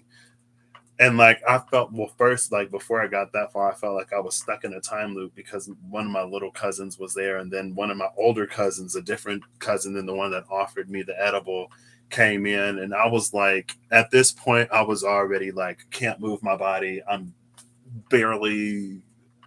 I feel like I returned to spirit, y'all. And I was like, he's like this aspect of me. Like he is this projection of my consciousness, and he's gonna come in here because my mom was in there. She was like, "Are you okay, son?" And I was like, he's about to say all of this stuff that I'm feeling right now because, like, that's just his role in this grand cosmic play. And then, of course, he starts to say, like, oh, like, he's probably feeling like this and like that and blah, blah, blah. And I'm like, yeah, there he goes, being the person that can speak for me because I can't right now. And I was just so over everything. I was like, this is too much. And my mom was like, okay, let's just leave him alone. And then I woke up at 3 o'clock in the morning and had to crawl. I literally had to crawl to the bathroom because my body was just not working. I couldn't feel my body at all. But anyway, yeah, I don't know. Maybe it messed me up. And I was just like, I can't do that anymore. I was like, people do this for fun. I don't like this. I'm not in control of my body. I can't move. I laid on the futon for like 2.5 days. I missed LA twice because I couldn't get off the futon. Low key, after I'm like, it was interesting how it all played out, but I don't know if I would want to sacrifice mobility. You know what I mean? But yeah, I don't know what was going on with the edibles, but I was like tripping. Yeah, and see, again, then I told one of my friends, and he was like, "Well, your first mistake was to start with an edible. Like you should have smoked it first." And I'm like, I didn't know that. Everyone who partakes was like, "You never do an edible before you smoke it. That just it. You're asking for whatever." But yeah, I tripped. I was like, oh my gosh. But anyway, that was about time and temperance and stuff like that. Something happens that causes something else to happen. We live in a world of cause and effect, and we desire some of these causes so much, but we never put in or activate or initiate or perform the cause that generates that subsequent effect. And so I feel like that's probably why it's like you got to do this and do that and blah blah blah blah blah whatever. Yeah. So I just no, I was about to go to Walmart. I was waiting on my cousins to do whatever so we can go to Walmart. And right before we were about to leave, that's when it hit me. And so I'm glad I wasn't in the middle of Walmart when that happened, because I don't know what I would have done. Anyway, yeah, that was my first and only time. Um, and I had never smoked before that. So, yeah, I was just earbuds in your mouth. What? Now you only have one working earbud.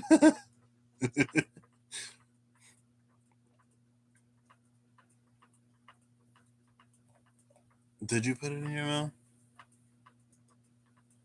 Yeah, see, because I was like, is this what happens to people? Like, I just felt like, again, like towards a certain part, I was like, I felt like I was connected to everything. And I was like, I didn't like it. Because I was like, get out of my head. I'm like, you're not real. You're a figment of my imagination. I like the 3D. I like not being consciousness soup. You know what I mean? I like how when we're separate, we get to do more together. You know what I mean? Like two heads are better than one, like a round table, like a brainstorm think tank. Like we get to, not just, oh, yes, I know exactly what you're thinking because we are communicating at the speed of thought and boom, boom, boom, boom, boom. There's like, what? Like, you know what I mean? But I'm a weirdo. I know a lot of people aren't about that life. So, anyway.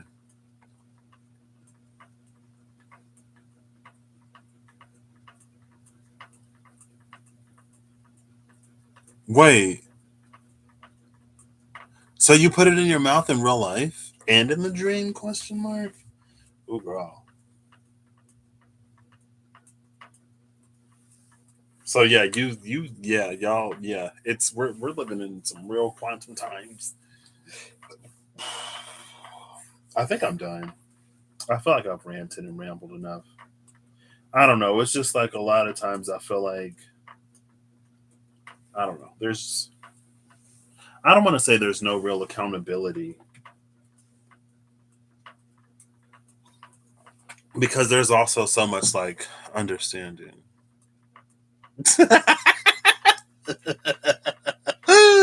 Kirsty, hello. How are you doing, Kirsty? Yeah, I mean, or maybe you and pop an edible, break the matrix, and just do everything quantumly. Like, do, do, do. Take an edible, quantum program your reality, and then you get back into it. You know what I mean? Some people do it like psychedelics, DMT, ayahuasca, plant medicines. I don't know. Anyway.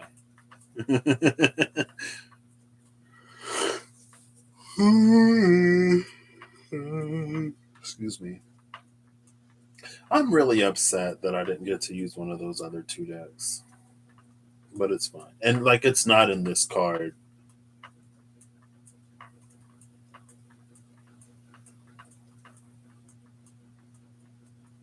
I wonder.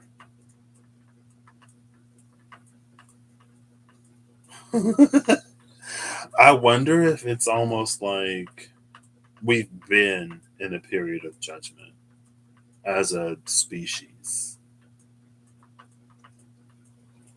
Is that what the test was about? Because I did have another thought at work about that dream. when it was like it's a collective test, or it's a test that we take as a class or whatever. And I just lost the thought.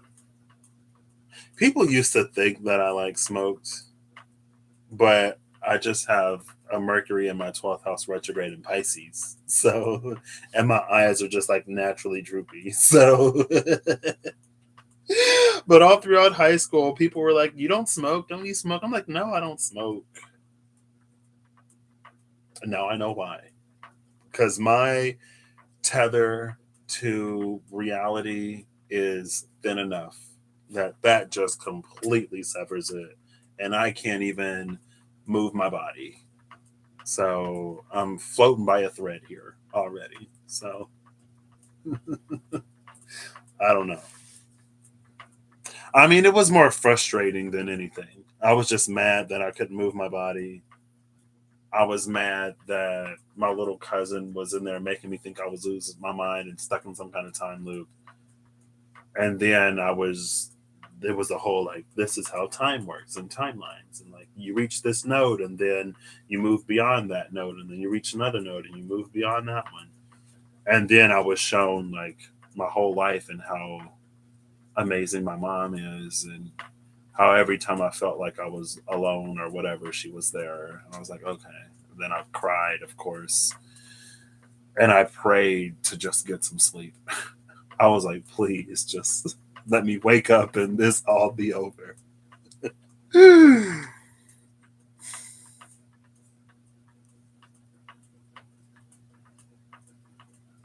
Wait, what? So if I pulled by the old bill, I know, officer, my Mercury is where? I was like, oh, well, let's pull up your chart and see where your Mercury is.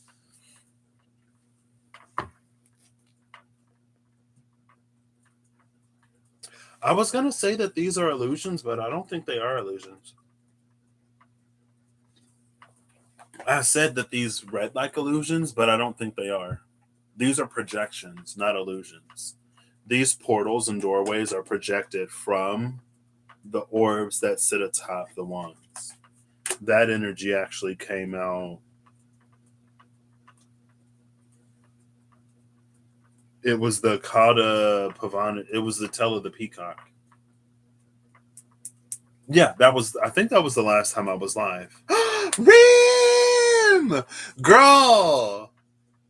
So I've been meaning to text you because I've seen that you've been on Borderlands 3, and I had Borderlands 3, and literally before I went live, I was like, if Rain pops up, I have to take a drink. Every time Rain shows up, I gotta get my gin, so I gotta take the shot.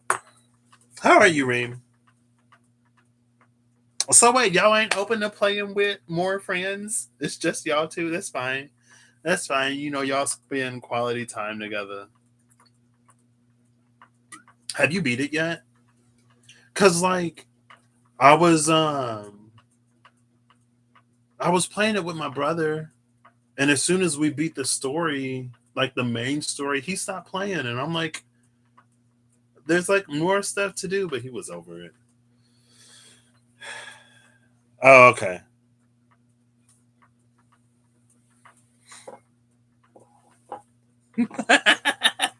Oh, when I go, Reem!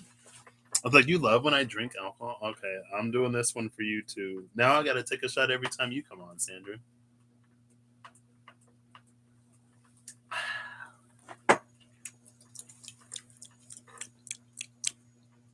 Okay, yeah. It was, I thought I enjoyed it. I thought it was pretty fun.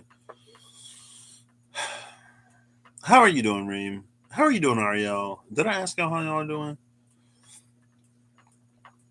But yeah, I've been seeing you on Borderlands. I'm like, what? Okay. I feel like I was gonna ask you something else, Reem.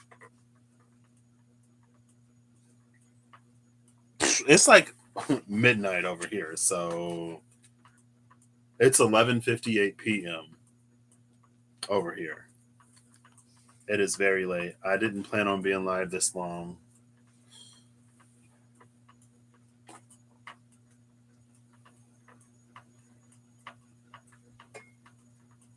Yeah, it's nearly one over there.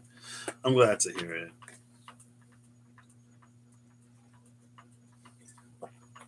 You've been working through these zodiacs. I'm like, okay, I'm all the signs now. Read, make a post, I'm there. I'm like, I can't get enough Remy. Going through massive transformations like every week. It's a roller coaster and it's deep. I feel like personally, I feel like mine have kind of sort of leveled out a little bit. Scorpio season hit me quick early in the season. And then some time passed. And then I threw a little tantrum. And then it was like, why are you throwing a tantrum right now? And I was like, I don't know. And so since then, I've just been like, okay. I've been trying not to work too hard. Also, there are some things that I'm trying to decide. I guess I'm kind of in a two of wands space a little bit, deciding on the path I move forward with. Tomorrow, though, because there are some things that I got to do. Um, Things that I have to do for me. You could say I'm actioning my own future, taken from, inspired by, actioning the future taken from wrestling around. Um, and so there are some things that I need to do that I'm kind of excited. I feel like I am almost sort of dragging my feet a little bit, dragging my feet, because I'm like, as soon as I get this started, the momentum is just going to go like crazy. Um, and so I got sick last week. And so I've been resting. And now I don't feel like doing nothing. I'm like, I just want to rest more. I just want to sleep, after not having to work for like like 5 days. I'm like, okay, like I don't want to work anymore. I want to just sleep.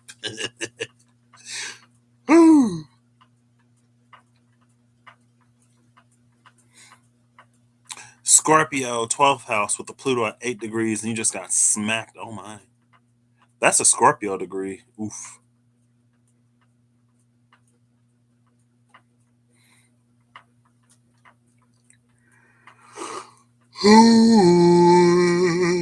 Excuse me. Yeah, I'm just like, oof. Yeah. Honestly, I don't know. I feel like what's that? Once I merge with my authentic self, it's over for y'all hoes. Skin gonna clear up, credit score gonna skyrocket, abundance gonna start flowing in, and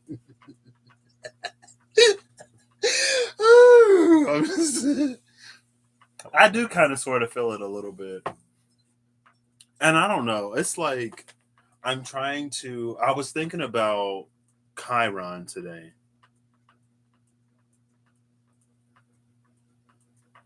I think I watched a Bami Spirit video. I did. I was watching a Bami Spirit video. It was the one where she did the Scorpio birthday reading and she was talking about some other stuff. And I was thinking about Chiron today and some other stuff was on my mind. Um, and how, so the healed Chiron, like once we heal Chiron, we reach the self. And I was like, oh, so is that like a second sun almost in the chart? Maybe it's not a planet. It's just like the self. That's so Chiron is our gateway out of the astrological wheel. Then we're just the self. And we are the self in its full authenticity, whatever. It becomes a portal for the self to flow through once it's healed. Uh, this can be chironic. These things can be chironic. Things that prevent us from sort of stepping through that gateway of abundance. If it'll show up, the pinnacles are too bright. There you go. But I was like, the thing I like about Chiron, though, I guess the thing I like about my Chiron is that in some ways I feel like it'll keep me grounded in some ways.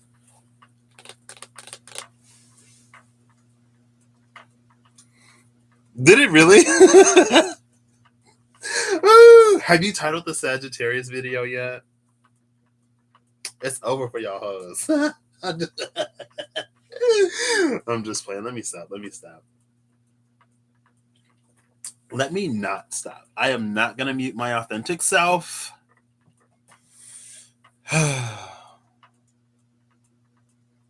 Isn't it ironic, don't you think?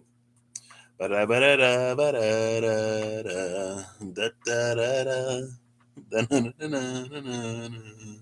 is that a different one? Oh, snap. Oh, snap.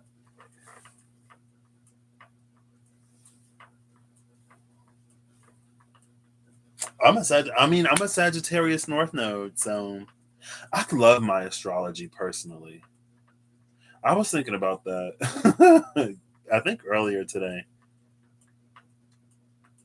I mean,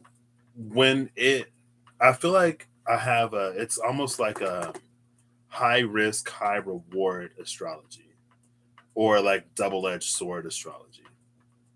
Because, like, when it works against me, it really works against me. But when it works for me, it's like amazing. So, but that can be any of us, you know? I love my chart because I'm me. Duh. Just like you can love your chart because you're you. Right? But anyway.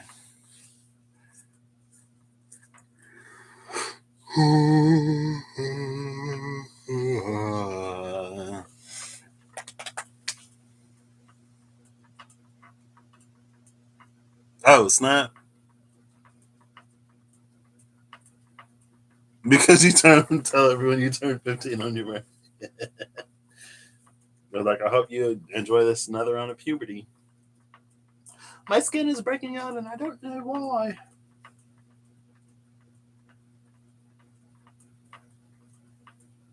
But anyway, there was the in the tail of the peacock, there was that energy of projection. Because when I was live with Russ, I tried to do the rune binding with the light in front of the runes, but you're supposed to put the light behind the runes because then it shines through. That's literally the shadow side. But the shadow side projected a nightmare.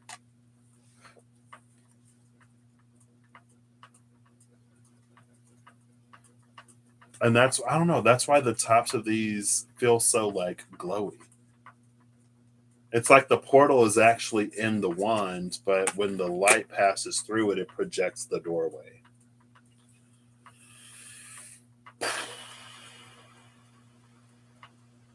Yeah, I think I don't know how to like describe the energy besides it's just like there's what we think we know because of how everything's worked, and then there's like again, it's like we've been operating on like 2 to 5 to 10% luminosity, and things are about to get a whole lot brighter.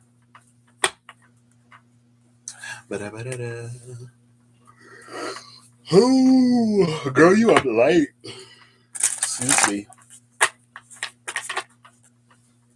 But yeah, I don't know. I feel like my tantrums are. I was also at work. I was like, Scorpio season got me throwing tantrums. Look, I told y'all the Ace of Pentacles it was at the cut. The 10 of Pentacles and the Ace of Pentacles. What do you mean?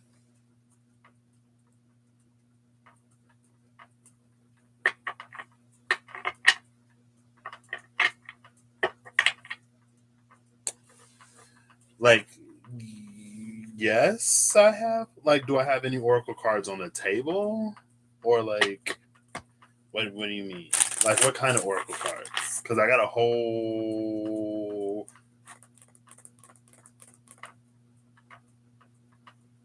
I don't. I feel like some of the pieces of some puzzles have been also like coming into play, and I'm like, oof. Oh, hold up. So, I mean, I have. So, when you say oracle cards, do you mean like non-tarot decks, or like decks that specifically say like oracle cards? Because I got the dragons right here. I mean, I got quite a few. Okay, yeah. I mean, you were gonna send me one, so just like whichever one you were gonna send me, I guess I can let you know if I have that one because I have quite a few.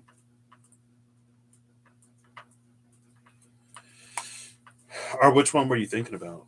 Or yeah, just text me. I don't know. I got so many decks. I got the Archeo I've been wanting to use. I am a little bummed out that I didn't get to use one of these decks, but that's fine. Okay. Oh, snap. Oh, snap. All right. I like options. It is a season of options. I don't, there is a, excuse me. See, I don't know. It's just, oh, girl, there's a lot going on. I'm like, as soon as it's just like stuff about to take off, that's why I'm just like, you know what? I'm going to rest. And my sweet tooth, yeah. I mean, but I'm starting to like run out of space. Reem. So I'll send you a text.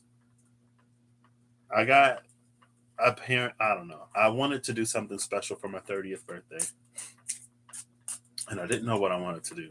So I think I have an opportunity to go to Canada in the week before my birthday. So I'm thinking of being in Montreal the weekend of the 25th. My friend said that like something was going on or whatever. I know you're not in Montreal.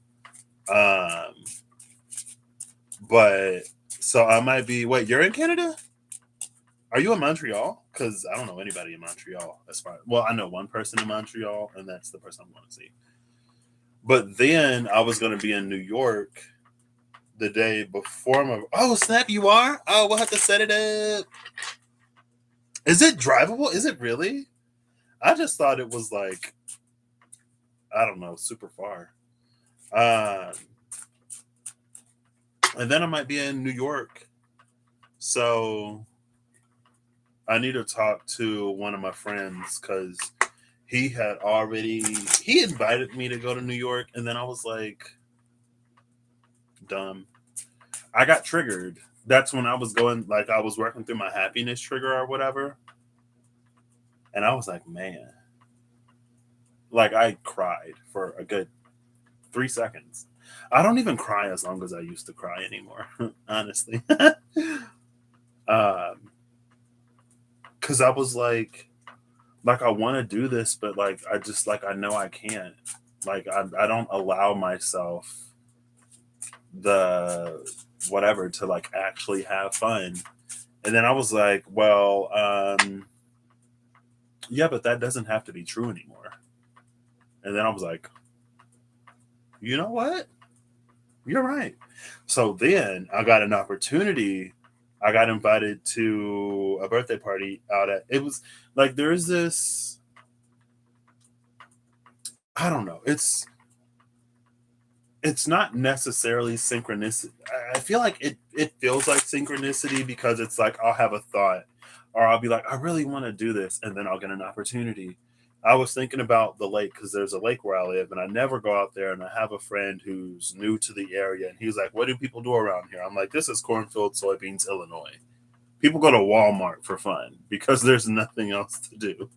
But I was like, I've never been out to the lake. And so then my grandma was like, well, your uncle is having a birthday party. Do you want to go to it? And I was like, not that uncle. And then she was like, well, because I didn't want to go by myself. And it's out at the boat club. And I was like, oh. Because literally, like the day before, like there's a turn. If you go left, it'll go to the lake. If you go right, it'll go to Walmart and everything else. And I was coming back home. And so I had to turn left to come home instead of go straight to go to the lake. And I was like, I want to go out to the lake. Cow tipping. I want to go out to the lake. And so she said it was out at the boat club. I was like, all right.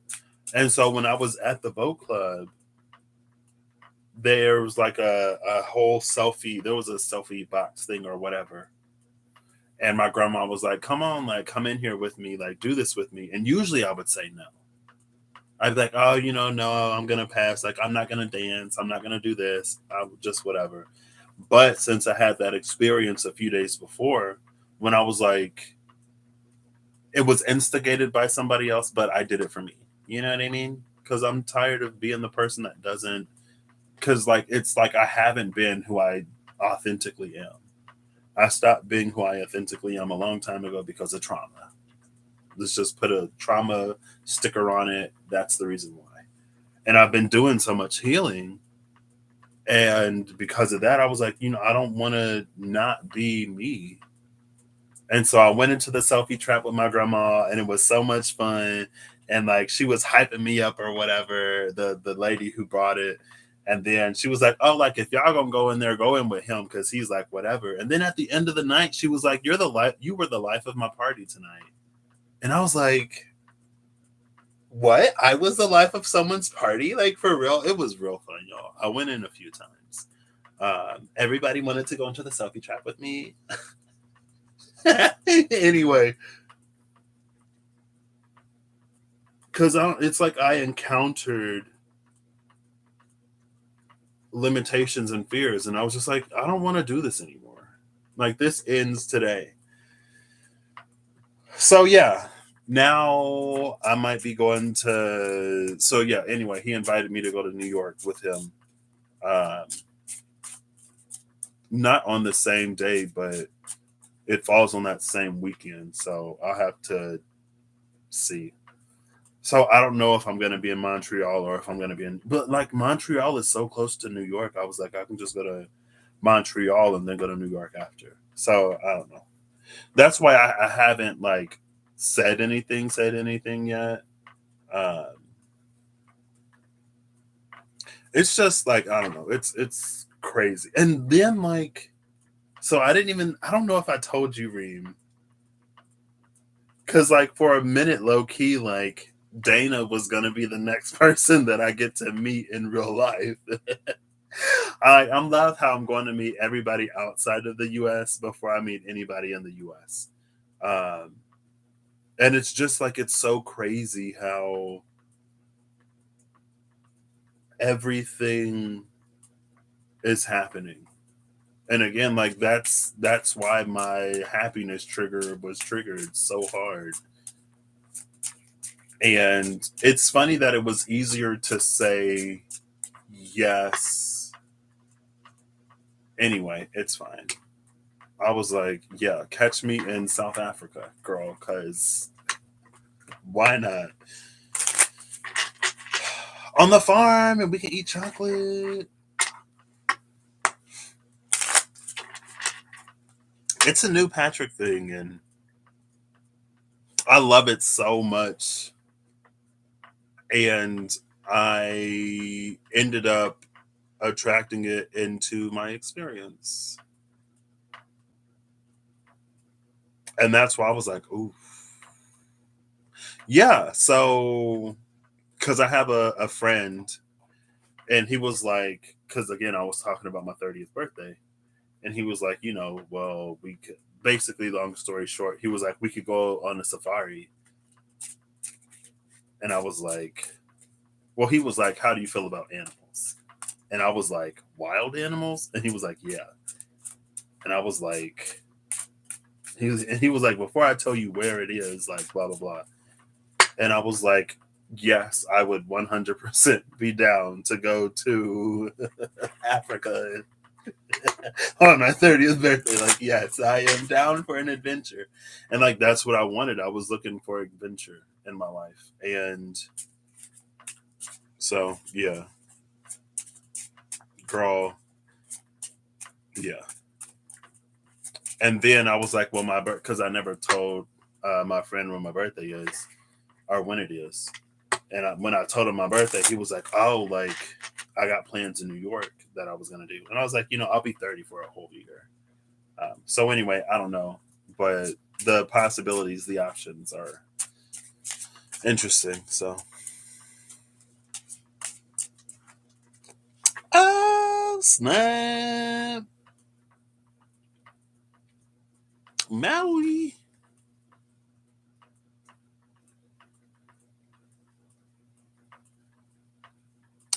Oh, is it because, yeah, I know the restrictions in the US are like pretty tight. Or at least they were the last time I traveled. Ananiel, Angel of Storms. This season brings many things, fairer tidings and fairer weather. A bold and brilliant sky shining in golden hue, these destined days without end.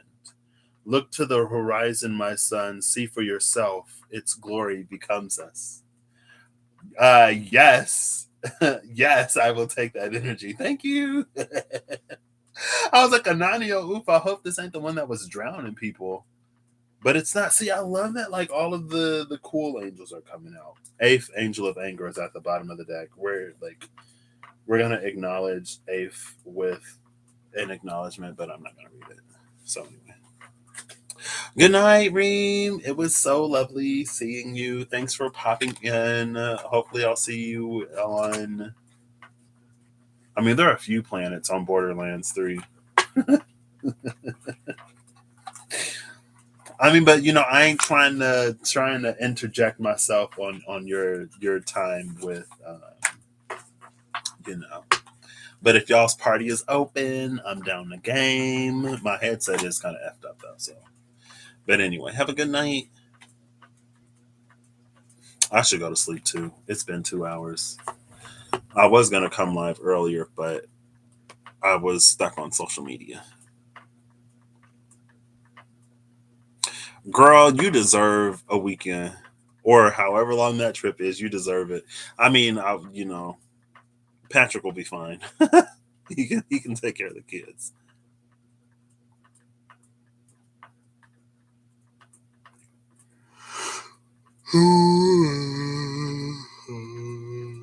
Excuse me.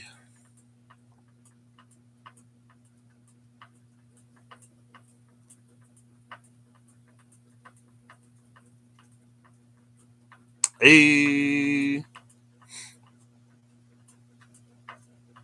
Okay. I know Russ, like he was dodging him too when he was traveling. I'm sure he'll be well, I don't know how long he'll be traveling, but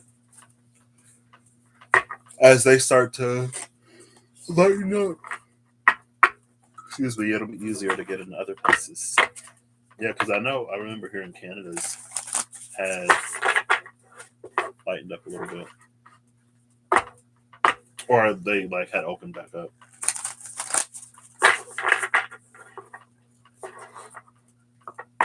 Yeah, see, then you can go guilt free. He'll be fine. They'll be all right. They'll miss you, of course, and you'll miss them. But enjoy the girls' trip in Maui. Hello, you might find me there. Who knows? Who knows where Patrick? Who knows where Patrick is gonna go? And I have a buddy who's like, I might be in Spain. I don't know. The friend that I went to go see in London, well, in the UK, that wasn't Kirsty. Uh, he got a new job, and so he'll be in like Spain sometime. And I was like, well, if you're in Spain, like let me know. I will meet you there. He was in Barcelona last time, but he said he's going to be in like Madrid and some other places I don't remember. So.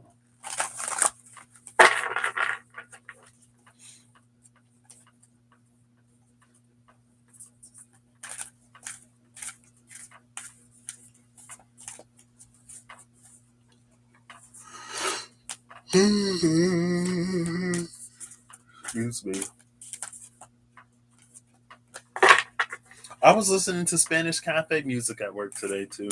It was nice. I liked it. It was very cool. I need to go to bed. I need to go and do the stuff that I need to do so I have a job after my job ends.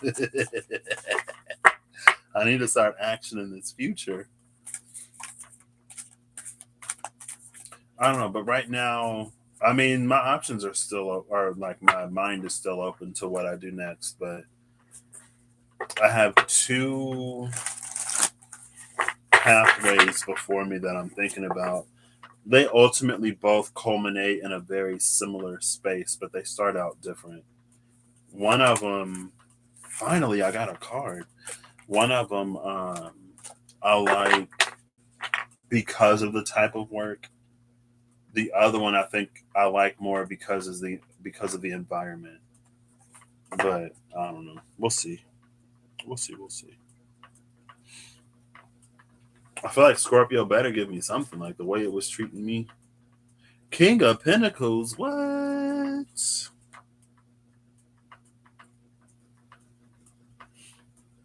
I'm pretty sure this is Asmodan.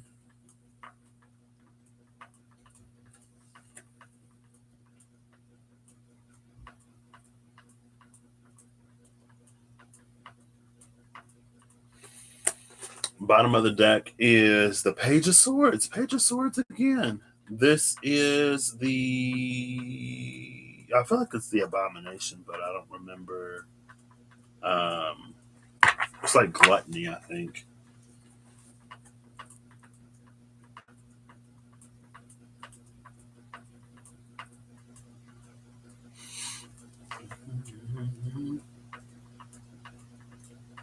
There's that Page of Swords again. King of Pentacles, Page of Swords. Well, the Page of Swords was all about changing up its tactic. The King of Pentacles is another card that's been kind of sort of showing up quite a bit. And the last time, I think the last time it was like at the bottom of the deck and at the cut frequently, but it didn't come all the way out until like it was like the last card, one of the final cards or whatever. And it was like much is given to the King of Pentacles because the King of Pentacles puts back into his kingdom. The King of Pentacles doesn't just hoard and stuff his own coffers while his, kingdom goes hungry. So definitely in the vein of that, this King of Pentacles actually makes me think of the Lord of Pentacles in the Mystical Dream Tarot.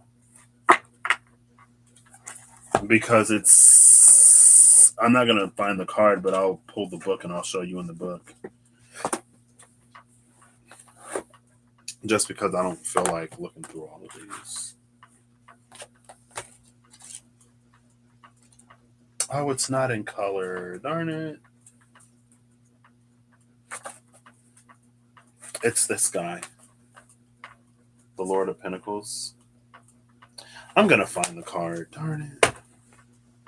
Oh, it's not doing it justice. I hope it's in this half of the deck. The deck is split in half. There's the Lord of Cups.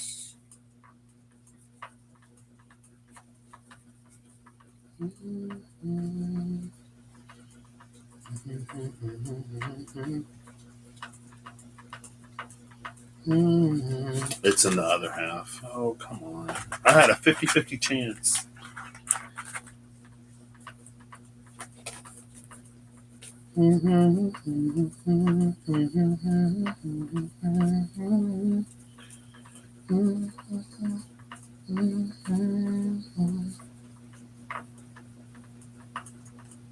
Where is the Lord of Pentacles? Hold up.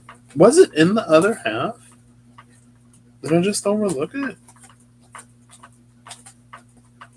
I think oh no, yeah. The Lord of Pentacles fits into this because of the wands projecting those gateways.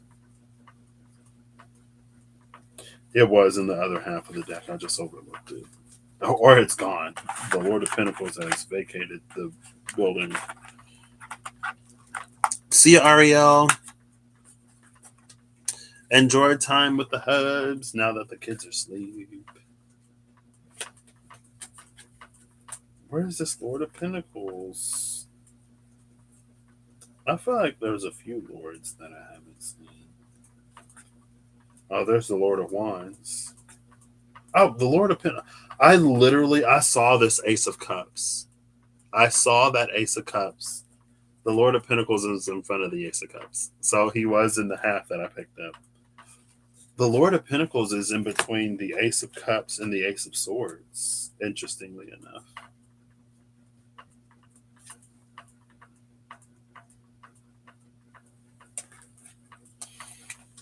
But all those candles make me think of the fire in the Lord of Pentacles.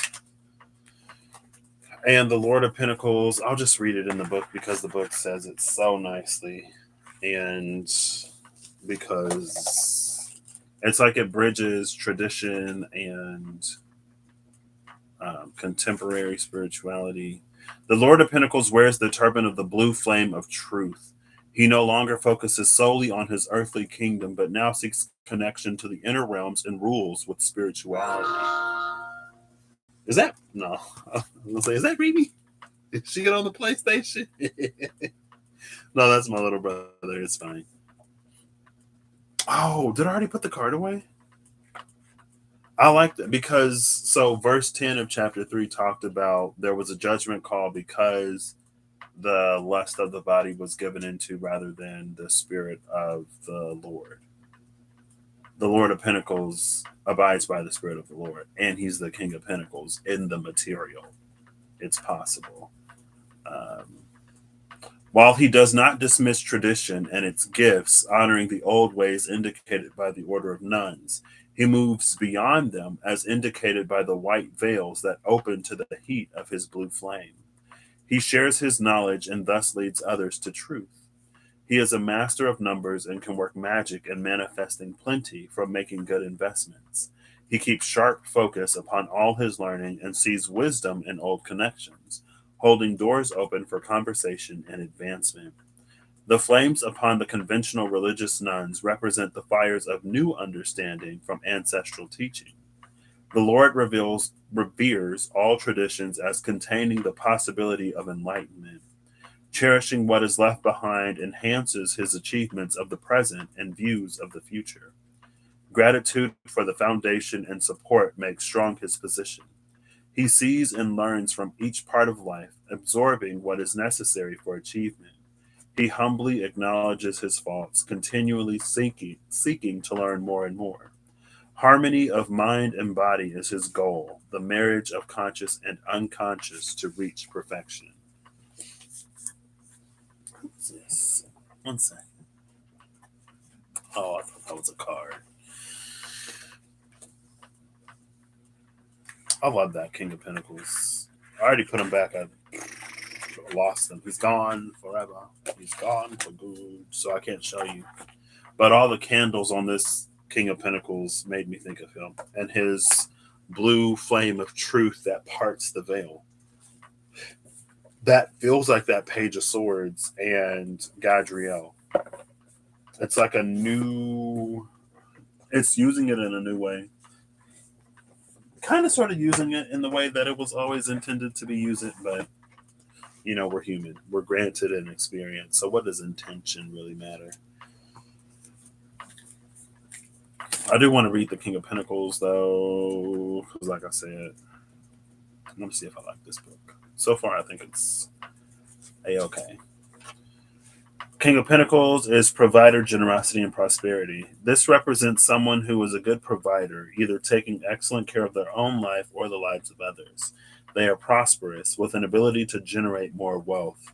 Creating more means they have more to share, which they generously and joyfully do. They have authority and power and will use it to help others find the same security and abundance. Okay, well, that one I could have done without, but it's fine.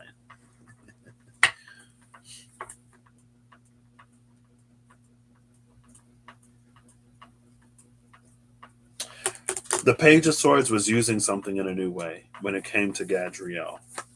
This is greed. This is the embodiment of greed. So it's almost like this same sort of information, knowledge, whatever, had been used. I mean, that was basically the whole thing. It was used to benefit the self.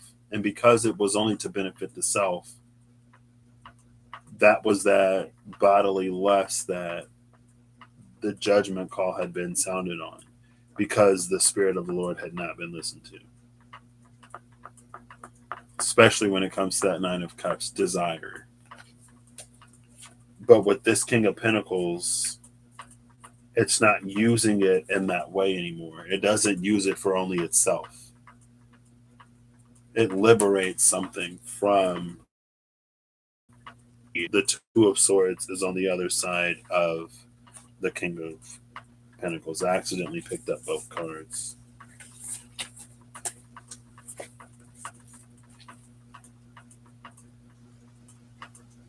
This is the most Eight of Swords, Two of Swords card I've ever. Oh my gosh, the whole deck almost spilled out onto the floor. Whew. I got two cards in my hands. Goodness, this is not what I was looking for. Oh, look, Judgment. Well, yeah, okay. Speak of the judgment, and it shall make itself known. There's Judgment. I feel like I want to say that's Anarius, but I feel like that's the was Anarius the main angel guy? He's got a spear. That's Gadriel. I mean, it's not Gadriel in the game, but look at the spear he has. That's Gadriel. Oof, okay. The Judgment Call, Gadriel. All right. So I wasn't completely off base with the Book of Enoch. All I heard was non-canonical, non-canonical.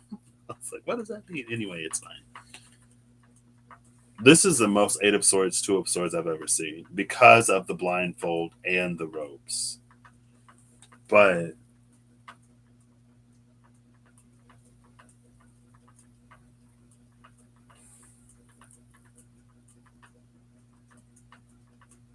we have that same crescent moon, but it's not red anymore.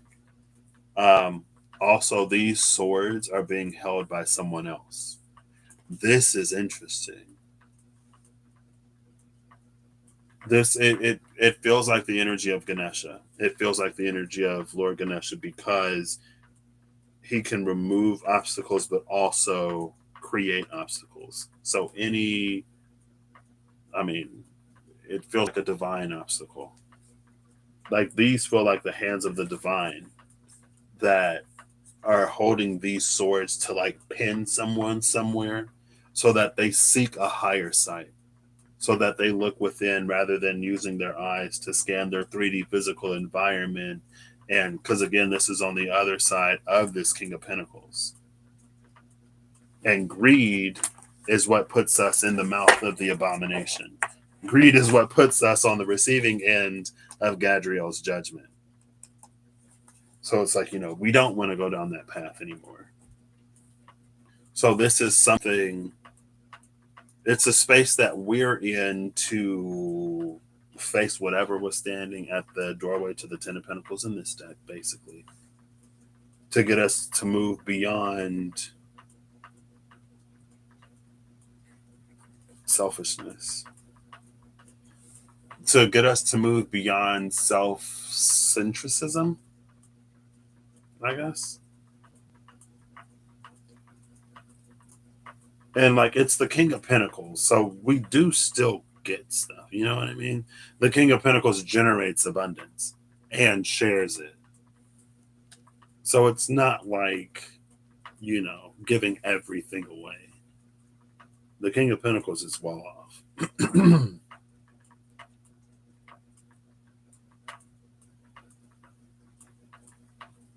And he, excuse me. Oh, that's gin. I don't need gin. I need water. Where's my water?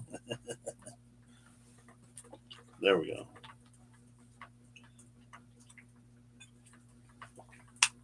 He's holding a feather.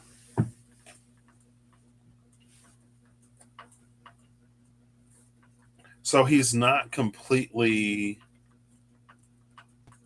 That feather feels like it's from like an angel, right? Even though the angels in Diablo don't really have feathered wings, they more have like energy tendrils. The King of Swords is behind Judgment, and the Six of Swords is behind that. But anyway,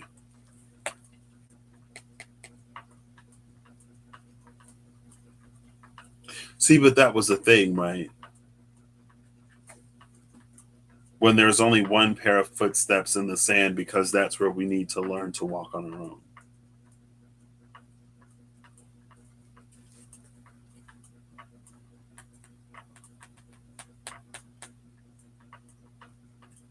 The Page of Swords is the one who's being trained by a Gadriel to not end up like, those who came before. To use those gifts in a way that is befitting their, I don't want to say like stature, their, to use them in the right way, right? Now, the two cards that I held on to, it's the High Priestess and the Three of Cups.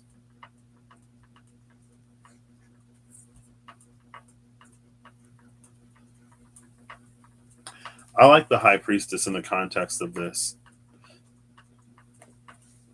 It feels like the High Priestess is also working with whoever is holding these swords. It feels like the High Priestess is on the other side of that gate, on the other side of the Ten of Pentacles, behind the shadowy figure, trying to like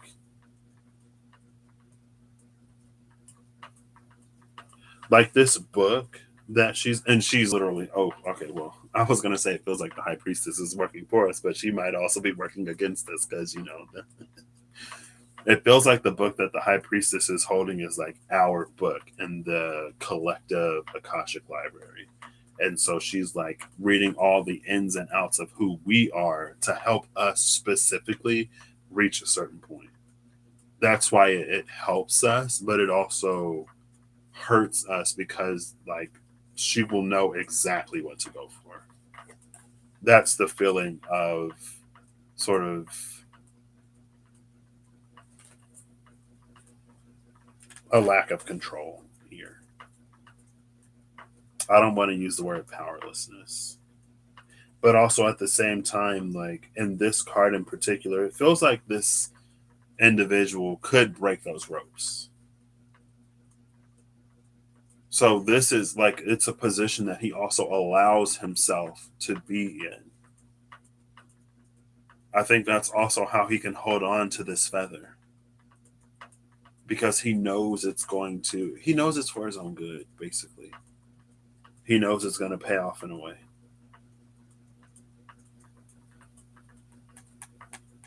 He doesn't, I don't know if he necessarily knows how, and I don't know if he necessarily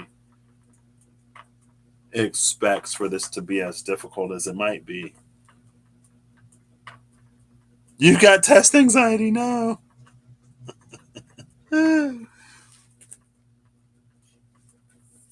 But then the Three of Cups is on the other side of this.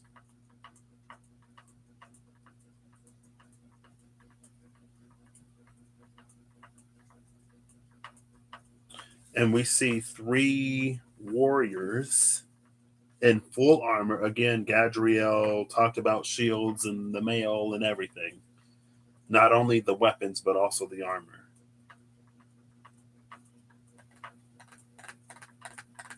So it is almost an initiation of sorts. But it feels like these have all sort of like, they all passed their test or whatever. They've all been initiated into this very thing that the Two of Swords is. And so it has a little Valhalla energy, but it only feels like Valhalla because there's a bunch of warriors there. You know what I mean? It's not necessarily like, oh, we're going to go fight in Ragnarok. Judgment is behind the Page of Swords. This is the bottom of the deck. Page of Swords, Judgment, King of Swords.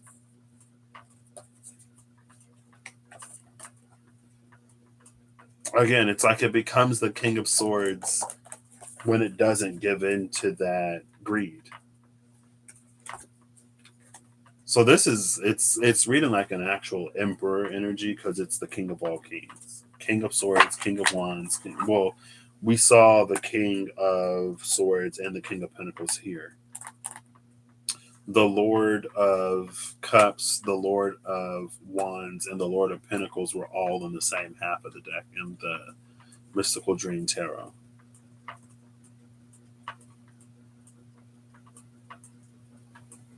This is very stankness. Because if you stick your hand into the belly of the abomination, and if greed is found in your heart, he's going to consume you. The high priestess is working with whoever she's working with to make sure that that greed is purged out of you before you go and stick your hand in there. You know what I mean? But again, that goes back to the golden shield and the page of wands, the queen of wands and the page of wands. The queen of wands, she like prohibited entry to whatever that space was because she's like, you'll get eaten alive in there if you're not ready. Basically, long story short, I'll put these back up top. There is like I don't know, there's an order of knights that you're being called to. And it's interesting that this order of knights or this group of knights pop up as she's reading like the book. So this sword that she's holding belongs to the person in the Two of Swords. That's their sword. The sword becomes a cup when it's held. Like they're all holding cups, right? We don't see their weapons. We see them, well, we see that weapon. Okay, never mind. I take it back. We see their weapons and their cups. But it feels like they're one and the same.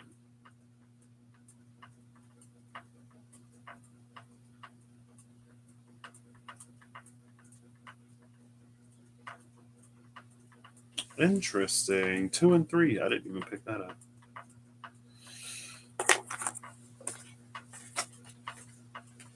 She's helping. It's almost like it's one of those. There is a hero that has incarnated, but they lost all of their memories. So, and this is their weapon.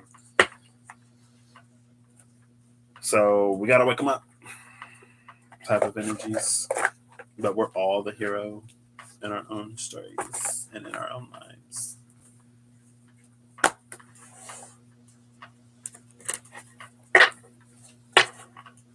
I feel like this deck is split in half.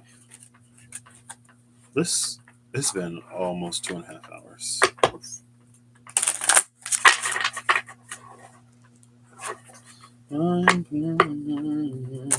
Does this deck have reversals in it now? No, it doesn't. Oh my gosh. Stop. I keep getting like too many cards that try to fall out on the floor. Faith in the Page of Wands with the 7 of coins at the bottom of the deck. We're just going to take these. These two are left on the table. Faith in the Page of Wands. It's interesting that these are both fiery energies. Wake up, it's a beautiful morning. I remember when my parents used to try to wake us up for church on Sundays, and if we didn't wake up, they would go grab the spray bottle. Ooh, they're like, wake up. And like, whoa. Sometimes you would pretend like you didn't feel it and just stay there and get drenched. Not you, I mean like us, me. But anyway.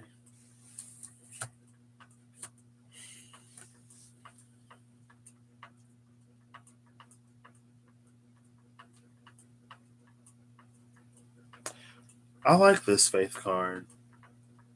I've never noticed it before, but there are many holy symbols on this. You see the yin yang and the cross and the other symbols, the Star of David, um, the other symbols that I don't know the names of.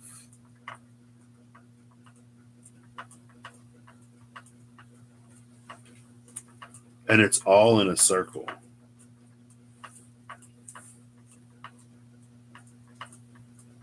That's why it feels like many paths, but they're just the introduction. Useful for stray cats and sleeping kitties. A whole glass of water. Oh my gosh. That probably would have been I mean, it was effective either way. So,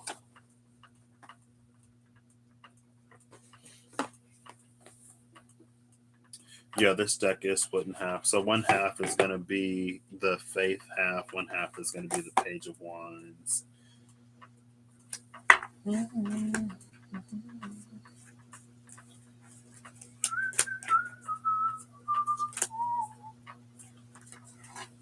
So the Page of Wands is going to have the Ten of Wands at the bottom of the deck.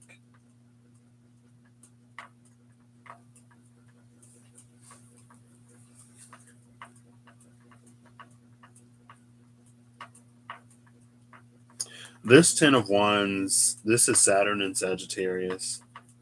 It feels like it's something out of alignment, honestly. Because the light is supposed to pass through the orb at the top of the scepters. There's this single beam of light. It gets wider, but there's a single beam of light, and every single wand is like pointed away from that beam of light. And it's like when they're all lined up, it projects something, I don't know, it reinvigorates this person.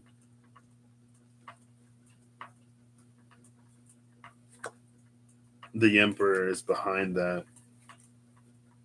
And then the Page of Swords is behind the Emperor. That's the one who's being trained by Gadriel.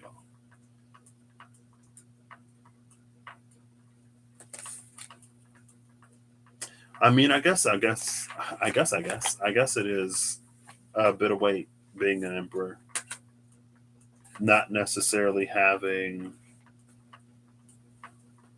the same access to excuses, right?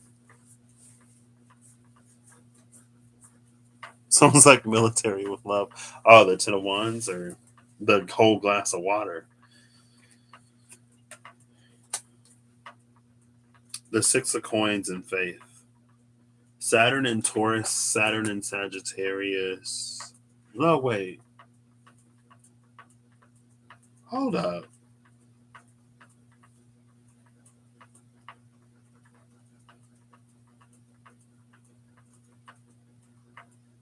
This one is Saturn.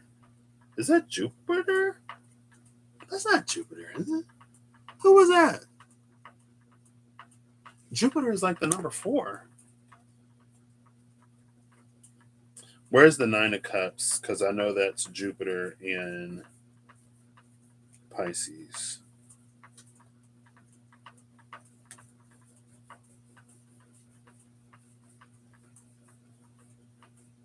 It's not with the Ten of Wands. Nine of Cups is with Faith. And the Seven of Coins. Seven of Coins, Eight of Coins. No, that's not Jupiter. Who was that? Who was that? Because this is Saturn and Taurus.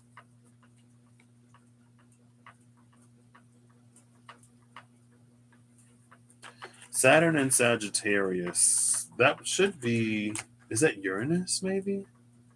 No, it's not Uranus. They don't have the Uranus, Neptune, and Pluto. Because that'd be Aries. And that's not Mars. I don't know what that is. It don't matter.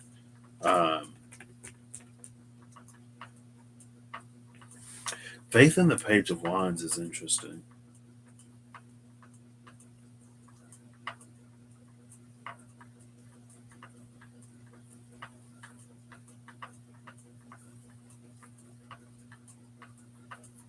Whose faith in whom, I guess. Is that our faith in spirit, or is it spirit's faith in us? That we will do what we need to get where we're going. Excuse me.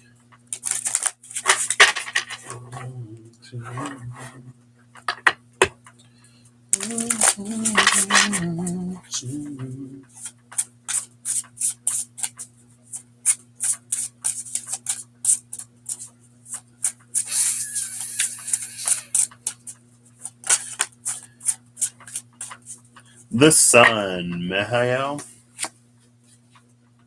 with the King of Pentacles, Lehiah, at the bottom of the deck. The adored God. Obedience causes harmony and peace, calms anger in anyone. I love that calms anger in anyone because Aeth, the angel of anger, was at the bottom of the deck here. And I was like, yeah, no, we're not going to go there. Also, harmony, I think it was yesterday. The word harmony was like everywhere. Everything was harmony, harmony, harmony, harmony, harmony, harmony. And that was actually part of the change.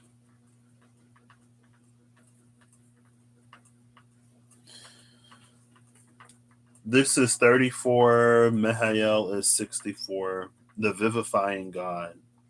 Restoration of life, protection from adversaries, rabies, and wild beasts. I was like, rabies? Does that say rabies? It does say rabies. I know 2 of them are blowing trumpets. And then they're holding whatever this is. And then the other one is holding something else. This one has the shield and sword. The 10 of Pentacles is behind the King of Pentacles, Manadel, the honorable God. Inner and outer work helps one keep their job, protects against disasters. Love that. King of Pentacles, 10 of Pentacles at the bottom of the deck. But the King of Pentacles has the shield and the sword. Again, making me think of how Gadriel was the one who had the weapons, right? Taught man the weapons. There's a judgment energy with this sun card because they're blowing trumpets.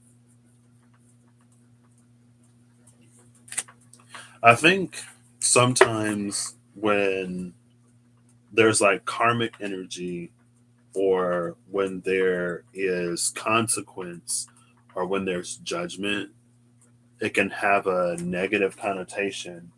But all of that it's like justice. What is deserved will happen, right? There's good karma. There are good consequences. There are good judgments. It's not always bad.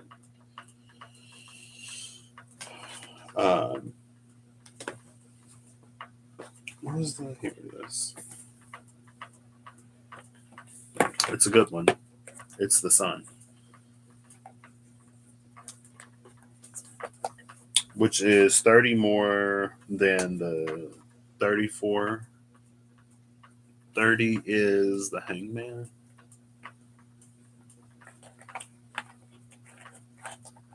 Well, the hangman is, well, hangman was sentenced to hang, so I guess he isn't necessarily the one awaiting judgment because he's already been judged. But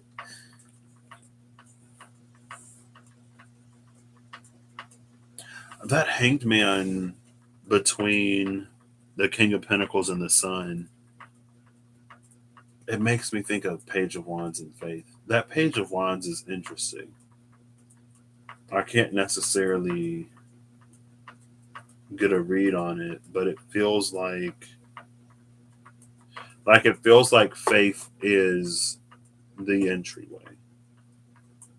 The Page of Wands feels like it's the inner child is the easiest because it feels like it speaks of the immaturity of it. But it's the self. It's the self that we've not yet necessarily had the experience of being. We'll learn as we are it, right? We'll get more accustomed to it. But that's what lies beyond faith. Faith is one of the things given to us to help us reach that space within ourselves. So,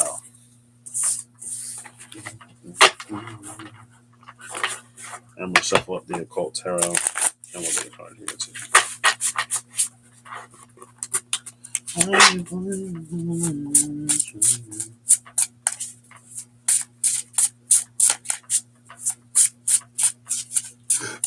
Excuse me.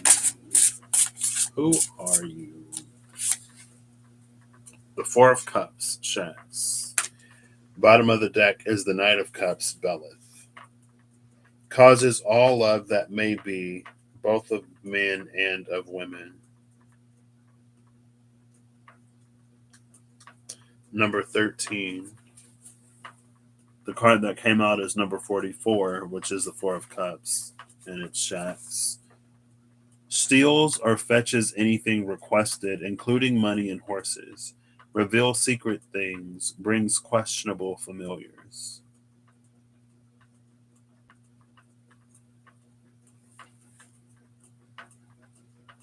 Causes all the love that may be, both of men and of women.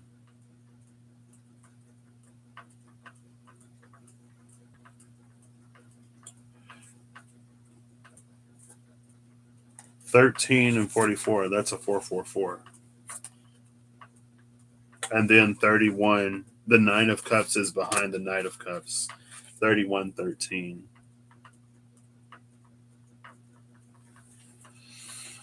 And then the King of Cups is behind the Nine of Cups. Forest teaches logic, ethics, and the value of herbs and stones. Can make one invisible. Helps one to be intelligent and long-lived. Can recover lost items and find treasures. Maybe it can recover what was stolen by Shax. The Nine of Cups can recover what was stolen by the Four of Cups. That feels like missed opportunities sort of coming back. Maybe there were things that influenced us or that caused us to make certain choices and decisions in the past that would have us to sacrifice, give away, not take, not accept things that we truly wish for and desire. Maybe there were things that twisted our wishes and desires so that we would pursue other paths instead. But because of the love that's caused, it's because of love that those things will be returned.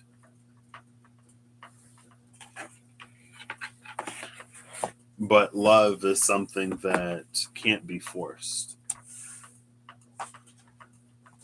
Right? Like love can be freely given to another, but we can't force people to accept our love. And others can't force us to accept their love.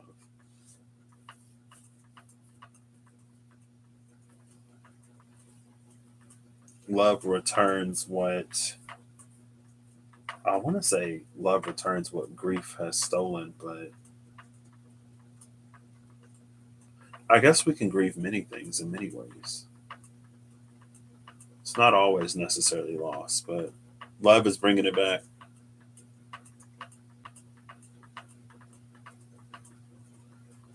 Got to be a powerful love to get through fear. I don't know. Anyway, this was fun. I hope you all have an amazing whatever you see this. Excuse me. I hope you're acting in alignment to make all that you wish. I keep losing the camera because this light is so bright. I hope you're acting in alignment to make all that you wish to experience your reality. And whatever it is that you need to see or face, I hope that first, I hope you see it. I hope you recognize it. If there's anything that you need in the facing of it, I hope you get that. Because again, it's just like there's so much happening and there's so much that's possible. But I guess it doesn't necessarily feel like it's just gonna happen. And it's not only that it's not just going to happen, it feels like it's really, really, really easy to like sabotage, or it's really easy to let slip. But just as easily as it can be lost, it can be regained. So like there's no need to like freak out. Oh my gosh, I blew it, I lost it, it's gone forever. Like no, just get it back. Love will return it again. If ever you lose it, love will see it found. So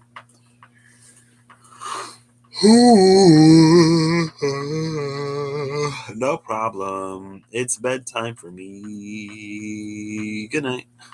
Good morning to you, Kirsty, but good night, everybody else.